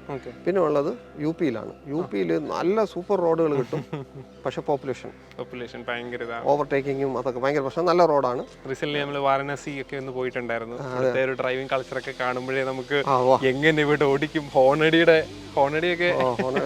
അപാരമാണ്. എതിരെ നാഷണൽ ഹൈവേയില് നമ്മളെ ട്രാക്കിൽ എതിരെ വരും. നമ്മുടെ ട്രാക്കിലെതിരെ. പിന്നെ ഒരു വണ്ടിക്ക് നമ്പർ പ്ലേറ്റ്സ് കാണാറില്ല. അവിടെ നമ്പർ പ്ലേറ്റ് ലീഗലാന്ന് തോന്നുന്നു ചിലപ്പോൾ. കാരണം ഒരു വണ്ടിയിലെ നമ്പർ പ്ലേറ്റ് ഓരോരുത്തരുടെ പേരൊക്കെ എഴുതി വെച്ചേക്കുന്നതാണ് ഇടയ്ക്ക്. അവരുടെ സ്വന്തം വണ്ടി നമ്പർ പ്ലേറ്റിൽ പേരായിരിക്കും, നമ്പറില്ല. അല്ല, പേരുള്ള വേറെ സ്ഥലങ്ങളുണ്ട് കേട്ടോ. വേറെ സ്ഥലങ്ങളുണ്ട്. എനിക്ക് പോയിട്ടില്ല. ആഫ്രിക്ക, ദക്ഷിണാഫ്രിക്കയിൽ ആഫ്രിക്കയിലെ നമ്പർ പ്ലേറ്റ് നമുക്ക് ചൂസ് ചെയ്ത് വാങ്ങിക്കാം. അത് ചൂസ് ചെയ്ത് ഇതെന്ന് പറഞ്ഞാൽ നമ്പർ പേരെഴുതി വെച്ചേക്കാം. ഇത് ഇല്ലീഗലാണ്, ലീഗലായിട്ട് അവർ ഇഷ്യൂ ചെയ്യണതാണ്. ക്യാമറ ഇരിപ്പുണ്ടേ. അങ്ങനെയുള്ള ഡ്രൈവിംഗ് കൾച്ചറുള്ള സ്ഥലത്തൂടെ ഓടിക്കേണ്ടി വന്നു. അപ്പം ഇത്രയും ഓടിച്ചതിൽ പല സ്റ്റേറ്റ്സിലും പല എക്സ്പീരിയൻസ് ആയിരിക്കും. ഏറ്റവും വേഴ്സ്റ്റ് എക്സ്പീരിയൻസ് തോന്നിയിട്ടുണ്ടായിരുന്ന സ്ഥലം ഏതായിരുന്നു? ആൾക്കാരിൽ നിന്ന് മോശം എക്സ്പീരിയൻസ് തോന്നിയ സ്ഥലം ഇല്ലെന്ന് തന്നെ പറയാം. ഓക്കെ, അത് നല്ലൊരു കാര്യമാണല്ലോ. തീർച്ചയായിട്ടും അത് എന്നെ അത്ഭുതപ്പെടുത്തിയ കാര്യമാണ്. ആൾക്കാർ എല്ലാവരും നമ്മൾ ഫേസ് ചെയ്യണത് എന്ന് വെച്ചാൽ, ഞാൻ ഇവിടെയാണെന്ന് തോന്നുന്നു ഒറീസയൊക്കെ റോഡ് ബേസും ബാക്കി ഡെവലപ്പ് ബേസും ഒക്കെ ഇച്ചിരി മോശമാണ്. റോഡൊക്കെ ഓടിക്കാനൊക്കെ വളരെ പാടാണ്. പക്ഷെ ആൾക്കാരൊന്ന് ഭയങ്കര ഇതാണ്. ഞാൻ അവിടെ എത്തുമ്പോൾ ഞാൻ ഒരു സിഗ്നലിൽ സ്റ്റോപ്പായി വെയിറ്റ് ചെയ്ത് നിൽക്കുമ്പോൾ 5-6 കുട്ടികൾ എൻ്റെ അടുത്ത് വന്നു. സ്കൂൾ കുട്ടികൾ, അന്ന് അവധി എന്തോ ആണ്. അങ്കിള് എന്ന് പറഞ്ഞിട്ട് ഹിന്ദിയിലാണ് അവർ സംസാരിച്ച്. എനിക്ക് ഒരു 5 മിനിറ്റ് ഇവിടെ നിൽക്കണം കർശനമായിട്ട് പറയാണ്. ആ പറച്ചില്ല എനിക്ക് ടൈം വേസ്റ്റാണ് എനിക്കറിയാം, പക്ഷെ കുട്ടികളായതുകൊണ്ട് ഞാൻ നിന്നുപോയി. ബാക്കിയൊക്കെ പിന്നെ എന്ന് പറഞ്ഞാൽ എനിക്കെന്തോ കുട്ടികളുടെ അടുത്ത് എനിക്കൊരു താല്പര്യമുണ്ട് ആ രീതിയിൽ സംസാരിക്കുമ്പോൾ. ഞാൻ ഒതുക്കി നിന്ന്. അപ്പോൾ കൂടെ ഉള്ളവരോട് നിൽക്കുന്നത്. ഞാൻ ചോദിച്ചു എവിടെ പോയത്? അവൻ ഫോൺ എടുക്കാൻ പോയിരിക്കുകയാണ്. ഇന്നിന് എൻ്റെ കൂടെ ഒരു ഫോട്ടോ എടുക്കണം. ഫോൺ വീട്ടിലാണ്. അവൻ 2 മിനിറ്റ്, അവൻ 5 മിനിറ്റ് ഒന്നും എടുത്തില്ല, 3 മിനിറ്റിൽ തിരിച്ചു വന്ന് ഫോട്ടോ എടുത്തു. ഞാൻ ചോദിച്ചത് എന്തിനാ എൻ്റെ ഫോട്ടോ ഇങ്ങനെ ഇത്ര ആഗ്രഹത്തോട് നീ എടുത്തത്? അങ്കിള് ഗിന്നസ് വേൾഡ് റെക്കോർഡിൽ വരും. അപ്പോൾ എനിക്കറിയാം ഞാൻ അങ്കിളുടെ കൂടെ ഉണ്ടായിരുന്നു. പക്ഷെ ആ കൊച്ചു കുട്ടികളാണ് അവരെ രീതിയിൽ പറഞ്ഞാണെങ്കിലും നമ്മളെ സംബന്ധിച്ച് ഭയങ്കര ഇതായി. അങ്ങനെ ഒത്തിരി പക്ഷെ എന്നെ നിങ്ങൾക്ക് ഇത് പറ്റത്തില്ല, 750 രൂപ ആർക്ക് ഓട്ടിക്കാൻ പറ്റും അങ്ങനെ പറഞ്ഞിട്ടുണ്ടോ? അങ്ങനെ പറഞ്ഞ അപ്പോൾ ഒരു കോളേജ് സ്റ്റുഡൻ്റ് ആണ് അത് ഡയറക്റ്റ് എൻ്റെ അടുത്ത് പറഞ്ഞു. പക്ഷെ പറഞ്ഞ നല്ല കാര്യം കേട്ടാ. അപ്പോൾ പുള്ളി ഇപ്പം ഞാൻ അവൻ്റെ മുഖം ഓർക്കുന്നുണ്ട്, പക്ഷെ പേരറിയില്ലെങ്കിലും അവനെ ഇപ്പോൾ എന്നും ഓർക്കുന്നുണ്ട്, പറയേണ്ട അടുത്ത് പറയുന്നുണ്ട്. അതുകൊണ്ട് അവൻ വലിയവനാ. അപ്പോൾ ഞാൻ പറഞ്ഞു നിൻ്റെ മൊബൈൽ നമ്പർ ഇതാ, ഞാൻ ഫിനിഷ് ചെയ്തിട്ട് നിനക്ക് അതിൻ്റെ ലിങ്ക് അയച്ചു തരാം. അപ്പോൾ ഒരു ഒന്നുകൂടെ ഇതായല്ലോ, ബൂസ്റ്റപ്പ് ആയി. അപ്പോൾ പറഞ്ഞു എൻ്റെ അടുത്ത് മൊബൈലില്ല സാറേ. ഞാൻ ഫിനിഷ് ചെയ്യും, നീ അല്ലെങ്കിൽ മീഡിയയിൽ ശ്രദ്ധിച്ചോ എവിടെയെങ്കിലും വരുമെന്ന് പറഞ്ഞു. എന്നിട്ട് അന്ന് വിട്ട്. അല്ല ഒത്തിരി പേരെയും പറഞ്ഞു കേട്ടാ. എനിക്ക് ഇവിടെ ഡൽഹിയിൽ വെച്ചിട്ടും പറഞ്ഞു ഒരാൾ, ഈ ഇതൊക്കെ വിൽക്കുന്ന ആൾ, ഫുഡ് ബ്രേക്ക്ഫാസ്റ്റ് വിൽക്കുന്ന ആൾ, കാൽക്കുലേറ്റർ മൊബൈലൊക്കെ എടുത്ത് കാൽക്കുലേറ്റർ അടിച്ച് നോക്കി, ഇതാണ് അടിച്ച് നോക്കിയത് 90 days. എന്നിട്ട് പറഞ്ഞു ഞാൻ പറഞ്ഞു എങ്ങനെ നിങ്ങൾ പറയുമോ, ഞാൻ ഇന്നലെയും ഓട്ടിച്ചു, ഇന്നും ഇതുവരെ ഓട്ടിച്ചു. എൻ്റെ അടുത്ത് ഇത് പറയരുത്, നടക്കില്ല എന്ന്. പിന്നെ ഇത് ഗിന്നസ് വേൾഡ് റെക്കോർഡ് ആവണത് നിങ്ങളെപ്പോലെയുള്ളവർക്ക് നടക്കില്ല എന്ന് തോന്നുന്നതുകൊണ്ട് തന്നെയാണ്. അപ്പോൾ അങ്ങനെയൊക്കെ പറഞ്ഞിട്ട് ഞാൻ പുള്ളിയെ വിട്ടു. അങ്ങനെ കുറച്ച് പേരൊക്കെ പറഞ്ഞിട്ടുണ്ട്, പക്ഷേ 90% പേരും സത്യം പറഞ്ഞ പോസിറ്റീവായിരുന്നു. God bless you. നമ്മൾ പ്രാർത്ഥിക്കും, മെസ്സേജ് അയക്കുക, വിളിക്കുക ഇടയ്ക്കിടയ്ക്ക്. പക്ഷേ ആ സമയത്തുള്ള ആ നമ്പർ ഇപ്പോൾ ഉണ്ടായിരുന്നെങ്കിൽ ഞാൻ വിളിച്ച് സംസാരിക്കാമായിരുന്നു. അപ്പോൾ നമുക്ക് ഈ കുറേ കോണ്ടാക്ട്സ് വരുമല്ലോ, ഓർത്തിരിക്കാനും അതുകൂടെ എഴുതി ചേർക്കേണ്ടി വരും. കുറേ എഴുതി ചേർത്തതൊക്കെ ഞാൻ സേവ് ചെയ്തൊക്കെ വെച്ചിട്ടുണ്ട്. ഇതിൻ്റെ ഡീറ്റെയിൽസ് അയച്ചു കൊടുക്കണം. ആൾക്കാരിൽ നിന്നുള്ള കാര്യങ്ങളാണ് പറഞ്ഞത്, അല്ലാതെ ഉള്ള സ്ഥലങ്ങൾ അതിൽ ഇതാണ് ഒറീസ റോഡിൻ്റെയാണ്. അത് കുറച്ച് ഞെട്ടിച്ച് കളഞ്ഞ റോഡൊക്കെ ഉണ്ട്. അതായത് ബണ്ട് പോലെ 100 കണക്കിന് കിലോമീറ്റർ ഒറ്റ വണ്ടിക്ക് പോകാൻ പറ്റുള്ളൂ. അത് സൈഡ് കൊടുക്കാൻ പോലും സ്ഥലമില്ലാതെ ബണ്ട് പോലെ കെട്ടിയ സ്ഥലങ്ങൾ. അപ്പം അങ്ങനെയുള്ള റോഡൊക്കെ കിട്ടിയത് കുറച്ച് നമുക്ക് ടെൻഷനാവും. എന്ന് പറഞ്ഞാൽ നാവിഗേഷൻ നോക്കുമ്പോൾ നാഷണൽ ഹൈവേ എന്ന് എഴുതിയിരിക്കും. അപ്പോൾ നമ്മൾ ഡ്രൈവ് ചെയ്ത് പോകുമ്പോൾ ഇത് എത്ര ദൂരം ഉണ്ടെന്ന് പോലും അറിയാൻ പറ്റുമോ. അപ്പോൾ അങ്ങനെയൊക്കെ കുറച്ച് ഒരു ബുദ്ധിമുട്ടുകൾ. പിന്നെ ചില പണി നടക്കുന്ന പ്രശ്നങ്ങൾ എല്ലായിടത്തും ഉള്ളതാണ്, അത് ഫേസ് ചെയ്തിട്ടുണ്ട്. അതാണ് ആ ഭാഗങ്ങളാണ് ഒറീസ, ആ ഭാഗങ്ങളാണ് റോഡ് മോശമായിട്ട് തോന്നിയത്. പിന്നെ അല്ല, നമ്മൾ പല ട്രാവൽ എക്സ്പീരിയൻസ് ചെയ്തതിനകത്തും അതിനകത്ത് പറഞ്ഞിട്ടുണ്ട് ആൾക്കാരുടെ അകത്തുനിന്ന് ആക്രമണങ്ങൾ, ചില സ്ഥലങ്ങളിൽ ആക്രമണങ്ങൾ ഉണ്ടായിട്ടുണ്ട്, നൈറ്റ് ഡ്രൈവ് ചെയ്യുമ്പോൾ വണ്ടി വന്ന് തട്ടുന്നു, അങ്ങനെ കുറേ ഇഷ്യൂസൊക്കെ ഉണ്ട്. ഇഷ്യൂസ് ഉണ്ട്, പക്ഷെ ഞാൻ ഫേസ് ചെയ്യേണ്ടി വന്നില്ല. ഞാൻ UP-യിൽ ഡേഞ്ചറാണെന്ന് നേരത്തെ കേട്ട് ചെറിയൊരു പകൽ എന്നെ ഓടി നിർത്തണം എന്ന തീരുമാനത്തിലേക്ക് പോയാൽ 7 മണിയോട് അടുത്ത് ഞാൻ ഇതേപോലെ റോഡിൻ്റെ സൈഡിൽ വണ്ടി ഒതുക്കി മൊബൈൽ ചെക്ക് ചെയ്യാണ്. മൊബൈൽ ചെക്ക് ചെയ്യുമ്പോൾ ഗ്ലാസ്സിൽ വന്ന് പോലീസുകാരൻ പറയുമ്പോൾ തട്ടി, എവിടെ പോകണത്? ഞാൻ നോട്ടീസ് ഉണ്ടായിരുന്നു, ഞാൻ എടുത്ത് കൊടുത്തു. ഇവിടെ നിൽക്കരുത്, ഇത് കേരളമല്ല, ഓക്കെ, ഒന്നി പെട്രോൾ പമ്പിൽ അല്ലെങ്കിൽ ആളുള്ള ജംഗ്ഷനിൽ പോയിട്ട് മൊബൈലൊക്കെ. പോലീസ് ജീപ്പിൽ തന്നെയായിരുന്നു. അവരെന്നെ ഓടിച്ചോട്ട്. ഇല്ല ഫേക്കല്ല, ഒറിജിനൽ പോലീസ് തന്നെ. അവരെന്നെ സേഫ് ആക്കിയത്. കേരളം അല്ല, ഇത് KL വണ്ടി കണ്ട് അപ്പോൾ കേരളമല്ല, സേഫ് ആവണമെങ്കിൽ ഇവിടെ നിന്ന് പൊയ്ക്കോന്ന് പറഞ്ഞ് എന്നെ പറഞ്ഞു വിട്ട്. അപ്പോൾ നമുക്ക് പിന്നെ കാണുന്നവരൊക്കെ ഒരു ഇതായി, ഇവര് എന്നിട്ട് ഞാൻ നേരെ ഒരു പമ്പിൽ ചെന്ന് ഡീസൽ അടിച്ചിട്ട് ഞാൻ ചോദിച്ചു ഇവിടെ സേഫ് ആണോ? സേഫൊന്നും അല്ല, ഇപ്പോൾ ലോറി ട്രക്കില്ലേ അതിൽ അവരിൽ ഡീസൽ അടിക്കാനുള്ള ക്യാഷ് ഉണ്ടാവും, 60,000 രൂപ എന്തോ. കാറിൽ വരും, തടഞ്ഞു നിർത്തും, കത്തി കാണിക്കും അല്ലെങ്കിൽ തോക്ക് കാണിക്കും, പൈസ മേടിക്കും. പൈസ കൊടുത്തു കഴിഞ്ഞാൽ അവർ വിടും. അങ്ങനെ സംഭവിച്ചു. അപ്പോൾ ആ സന്ധ്യയ്ക്ക് അതെന്തോ അറിഞ്ഞിട്ടാണ് ഈ പോലീസുകാർ എന്നെ ഒന്ന് പറഞ്ഞത്.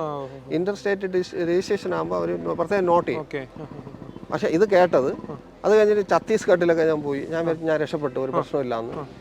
അവിടെ ഞാൻ രാത്രി 11:45 ഞാൻ വിചാരിച്ചു ഇനി ഒതുക്കാം എന്ന് വിചാരിച്ചിട്ട് ഒരു പമ്പിൽ കയറി ഡീസൽ അടിച്ചിട്ട് ഇവിടെ പ്രശ്നമുണ്ടോ വൈ എന്ന് ചോദിച്ചപ്പോൾ പറഞ്ഞു ഇവിടെ പ്രശ്നമേ ഉള്ളൂ.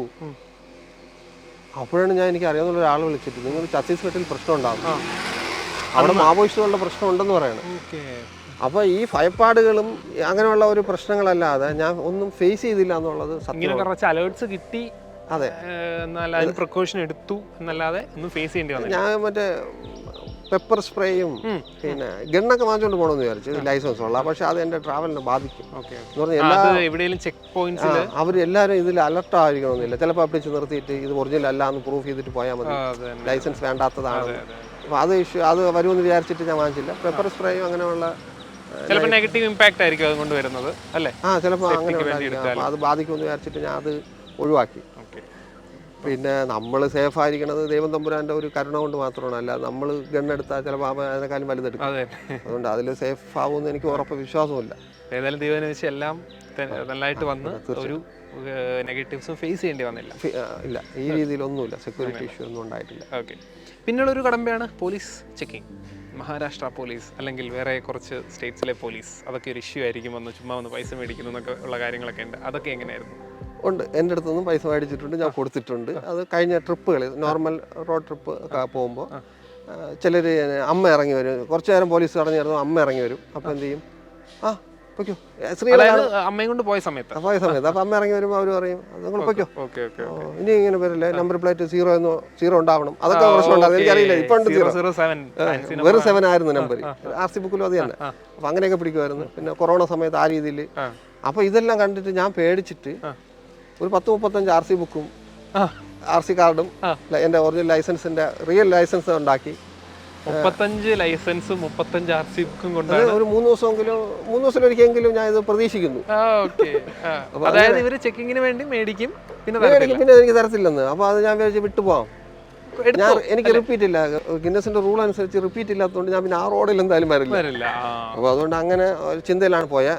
ഗോഡ് ഗ്രേസ്, ഒരാൾ പോലും എൻ്റെ ലൈസൻസ് ചോദിച്ചിട്ടില്ല, പിന്നെ RC ബുക്ക് ചോദിച്ചിട്ടില്ല. പക്ഷേ അവർ നിർത്തും. ഈ സ്റ്റിക്കർ ഇങ്ങനെ തന്നെയാണ് പോയത്, ഔട്ടർ സ്റ്റിക്കറിങ് ഇങ്ങനെ തന്നെ ഉണ്ടായിരുന്നു. പോയപ്പോൾ അവർ തടയും. ഇലക്ഷനൊക്കെ ഉണ്ടായിരുന്നു മധ്യപ്രദേശിലൊക്കെ, ഭയങ്കരമായിട്ട് മിലിറ്ററി ഫോഴ്സ് ഒക്കെ തടഞ്ഞു. ഇവിടെ നിന്ന് അടുത്ത ഉടനെ തടയും. പക്ഷെ അവർ സെക്യൂരിറ്റി ഒരിക്കൽ ഫോളോ ചെയ്ത് വന്നിട്ട് എന്നെ തടഞ്ഞു നിർത്തിച്ചിട്ട് പറഞ്ഞു, ഒരു ഇഷ്യൂ, സോറി ഡിസ്റ്റർബ് ചെയ്യാൻ ക്ഷമിക്കണം, ഒരു കോൾ ഉണ്ടായിരുന്നു, അതുകൊണ്ടാണ് ഡിക്കി ഉറക്കാൻ പറഞ്ഞു. ഒരു കൊച്ചു മിസ്സായ കേസാണ്. അപ്പോൾ അവർ പറഞ്ഞു അതിനുകൊണ്ടാണ് നോക്കണത്, നോക്കിയേ പറ്റും. വളരെ മാന്യമായിട്ട്. എനിക്ക് അതുകൊണ്ട് ഇപ്പം ഞാൻ വളരെ പേടിയോടെ ഞാൻ സ്റ്റേജിൽ പോലും അനൗൺസ് ചെയ്ത് ഞാൻ പറഞ്ഞു എനിക്ക് ആ രീതിയിൽ ഒരു ഭയപ്പാടുണ്ട് എന്ന് പറഞ്ഞിട്ട് ഞാൻ എൻ്റെ MLA ഒരു പ്രത്യേക കത്തുമൊക്കെ വാങ്ങിച്ചിട്ടാണ് പോണത്. തീരെ അവർ എന്നെ ശല്യം ചെയ്യണമെങ്കിൽ ഒന്ന് കാണിക്കാമെന്ന് വിചാരിച്ചു. ലെറ്റർ ആ രീതിയിൽ കാണിക്കേണ്ടി വന്നിട്ടില്ല. അങ്ങനെ ഒന്നും ഉപയോഗിച്ചില്ല, എല്ലാം വീട്ടിൽ ഡ്രൈവർ കൊണ്ടിട്ടിട്ടുണ്ട്. അപ്പോൾ അങ്ങനെ ആ രീതിയിൽ പോലീസ്, ഗുജറാത്ത് പോലീസ് എന്ന് പറഞ്ഞാൽ എൻ്റെ പുറകെ വന്നിട്ട് എന്നെ ചേസ് ചെയ്ത് പിടിച്ച്. രാത്രി 12 മണിയായി, തടഞ്ഞു നിർത്തി, ക്രോസ് ചെയ്ത് നിർത്തി പിടിച്ച്. എന്നിട്ട് ഇറങ്ങി വന്ന് ഞാൻ ക്ലാസ്സിനകത്ത് എൻ്റെ കയ്യിൽ പിടിച്ചിങ്ങനെ ചേർത്ത് വെച്ചിട്ട് ഹിന്ദിയിൽ നിങ്ങൾ ബഹുത് അച്ഛാ കൈസ ആദ്മി എന്ന് പറഞ്ഞിട്ട് അങ്ങനെ അപ്രീഷിയേറ്റ് ചെയ്ത് എൻ്റെ ഒരുമാതിരി ആയിപ്പോയി. ഞാൻ എന്ന് പറഞ്ഞാൽ ഞാൻ കഴിക്കാൻ അവർ ചെക്ക് ചെയ്യാൻ പറയും, എൻ്റെ പേപ്പേഴ്സ് എല്ലാം റെഡിയാണ്, കാണിക്കുക പോകാന്നുള്ളതാണ്. പക്ഷെ അവരതല്ല, ബാക്കിലെ സ്റ്റിക്കറിങ് കണ്ടിട്ട് ഈ വായിച്ചിട്ട് എന്നെ ഫോളോ ചെയ്ത് വന്നതാണ്, കുറച്ച് നേരമായിട്ട് ഓടിക്കണം. അപ്പോൾ അങ്ങനെ വന്നിട്ട് പറഞ്ഞ് ഫോട്ടോ എടുത്ത് കയറി പോകാൻ വേണ്ടി വണ്ടി മൂവ് ചെയ്തു. ഉടനെ തിരിച്ചു വന്നു വീണ്ടും. എൻ്റെ വീട് തൊട്ടടുത്താണ്, നീ ഇന്ന് രാത്രി അവിടെ നിന്ന് ഭക്ഷണം കഴിക്കണം. ഞാൻ പറഞ്ഞു സോറി സാർ, ഞാൻ കഴിഞ്ഞു എന്ന് പറഞ്ഞിട്ട് എനിക്ക് വീട്ടിൽ പോയാൽ ടൈമൊക്കെ മാറും. അത് കാരണം ഞാൻ വീട്ടിൽ പോകാൻ താല്പര്യമില്ലാത്തതുകൊണ്ട് ഞാൻ പറഞ്ഞ് ഒഴിവായി. അങ്ങനത്തെ ആൾക്കാർ എന്നുള്ളതാണ് ഞാൻ പറയുന്നത്. ഈ ട്രിപ്പിൽ എന്നെ സംബന്ധിച്ച് 100% ആണ് ഇന്ത്യയിലുള്ള എല്ലാ സ്റ്റേറ്റിലെയും പോലീസുകൾ ആരും എനിക്ക് ഒരു ഡിസ്റ്റർബൻസ് ഉണ്ടാക്കിയില്ല. പ്രത്യേകിച്ച് ഫോറസ്റ്റ് ഓഫീസേഴ്സ് ആയാലും എല്ലാം നല്ല സപ്പോർട്ട് ചെയ്യും. പിന്നെ CCTV അല്ലായിരുന്നു വണ്ടിയിൽ മൊത്തം. അപ്പോൾ എന്തെങ്കിലും മിസ്ബിഹേവ് ഉണ്ടെങ്കിൽ തീർച്ചയായിട്ടും അതുകൊണ്ടായിരിക്കണം. ചിലയിടത്തൊക്കെ അപൂർവം ചിലയിടത്ത് പോലീസ് വന്നു കഴിഞ്ഞാൽ എൻ്റെ ഡ്രൈവിംഗ് സീറ്റിൻ്റെ അടുത്ത് വരുമ്പോൾ മോണിറ്റർ ഉണ്ട്, അതിൽ അവരെ തന്നെ അവർക്ക് കാണാം. അവർ മോണിറ്റർ ചെയ്യണം, അവരെ റെക്കോർഡ് ആണ്, വോയിസ് ഉൾപ്പെടെ. അപ്പോൾ അവർ വന്നിട്ട് ആ വരുന്ന ആവേശം കുറയണതായിട്ടും പിന്നെ ഷേക്കേണ്ടി വന്നിട്ട് ആരാംശ ജാവോ, ശ്രദ്ധിച്ച് പോകണം, ഇന്ന സ്ഥലം ശരിയല്ല എന്നൊക്കെ പറഞ്ഞു വിടുന്ന അനുഭവങ്ങൾ ഉണ്ടായിട്ടുണ്ട്. പക്ഷെ റയറായിട്ട് അതൊക്കെ. ഓക്കെ, അപ്പം അങ്ങനെയുള്ള നല്ല കാര്യങ്ങളും മോശം അനുഭവങ്ങളും ഒന്നും വരാനും ഉള്ള ഭാഗ്യം കിട്ടി. അത് ഭാഗ്യം തന്നെയാണ്. ഓക്കെ, പിന്നെ അറിയേണ്ടത് ഇതിൻ്റെ എക്സ്പെൻസ് ആണ്. എന്തുമാത്രം എക്സ്പെൻസ് ഇത്രയും കിലോമീറ്റർ ഇത്രയും ദിവസം കൊണ്ട് പോയതിൽ വന്നു? ഫ്യൂവൽ കോസ്റ്റും സർവീസ് കോസ്റ്റും ഫുഡിൻ്റെ കോസ്റ്റും എല്ലാം ടോട്ടലായിട്ട് പറയാം, ഡിവൈഡ് ചെയ്ത് മീൻസ് കാറ്റഗറി ചെയ്ത്. ഇപ്പം ഫ്യൂവൽ കോസ്റ്റാണ് മെയിൻ. അത് 6800 litre diesel. Okay, diesel fuel cost ആയിട്ട് പറയുന്നത്. അപ്പോൾ അത് ഡിഫറൻറ്റ്, കുറച്ച് വ്യത്യാസം. പല സ്റ്റേറ്റിലും പല ഹൈ ഉണ്ട്, നല്ല ഹൈ ഉണ്ട്. ആവറേജ് 100 വെച്ചൊക്കെ കൂട്ടാം. കാരണം നമുക്കിവിടെ 96 വരുന്നു, തൊട്ടപ്പുറത്ത് കർണാടകയിൽ പോയി 86 ആവും. അത് പിന്നെ കൂടും കുറയും അങ്ങനെ വരുന്നുണ്ട്. അപ്പോൾ ഒരു ആവറേജ് 95-100 വെച്ച് അങ്ങനെ കൂട്ടാം. അപ്പോൾ 6500 ലിറ്റർ, 6800, അപ്പോൾ 6,80,000 രൂപ ഓളം. അത് ആ രീതിയിൽ ഫ്യൂവലിന് അതാണ് ഏറ്റവും വലിയ എക്സ്പെൻസ്. 7 lakhs rupees ആണ് ഫ്യൂവൽ ആയത്. അതാണ് ഏറ്റവും വലിയ എക്സ്പെൻസ് അല്ലേ? ബാക്കി ഞാൻ ഉറങ്ങിയതെന്ന് പറഞ്ഞാൽ 3-4 ദിവസമാണ് ഞാൻ വണ്ടിയിലല്ലാതെ ഉറങ്ങിയിട്ടുള്ളത്. ഓ, അത് ശരി. അപ്പോൾ അത് ഹോട്ടലിലെടുത്തത് അതും 1500-2000 രൂപയ്ക്കുള്ള ഹോട്ടൽ. അതായത് ഞാൻ സിറ്റിക്കകത്ത് പോകുന്നില്ല, പോകുന്ന റോഡിൽ കിട്ടിയത് എടുത്തു ഉറങ്ങിയിട്ട് പോയെന്നേ ഉള്ളൂ.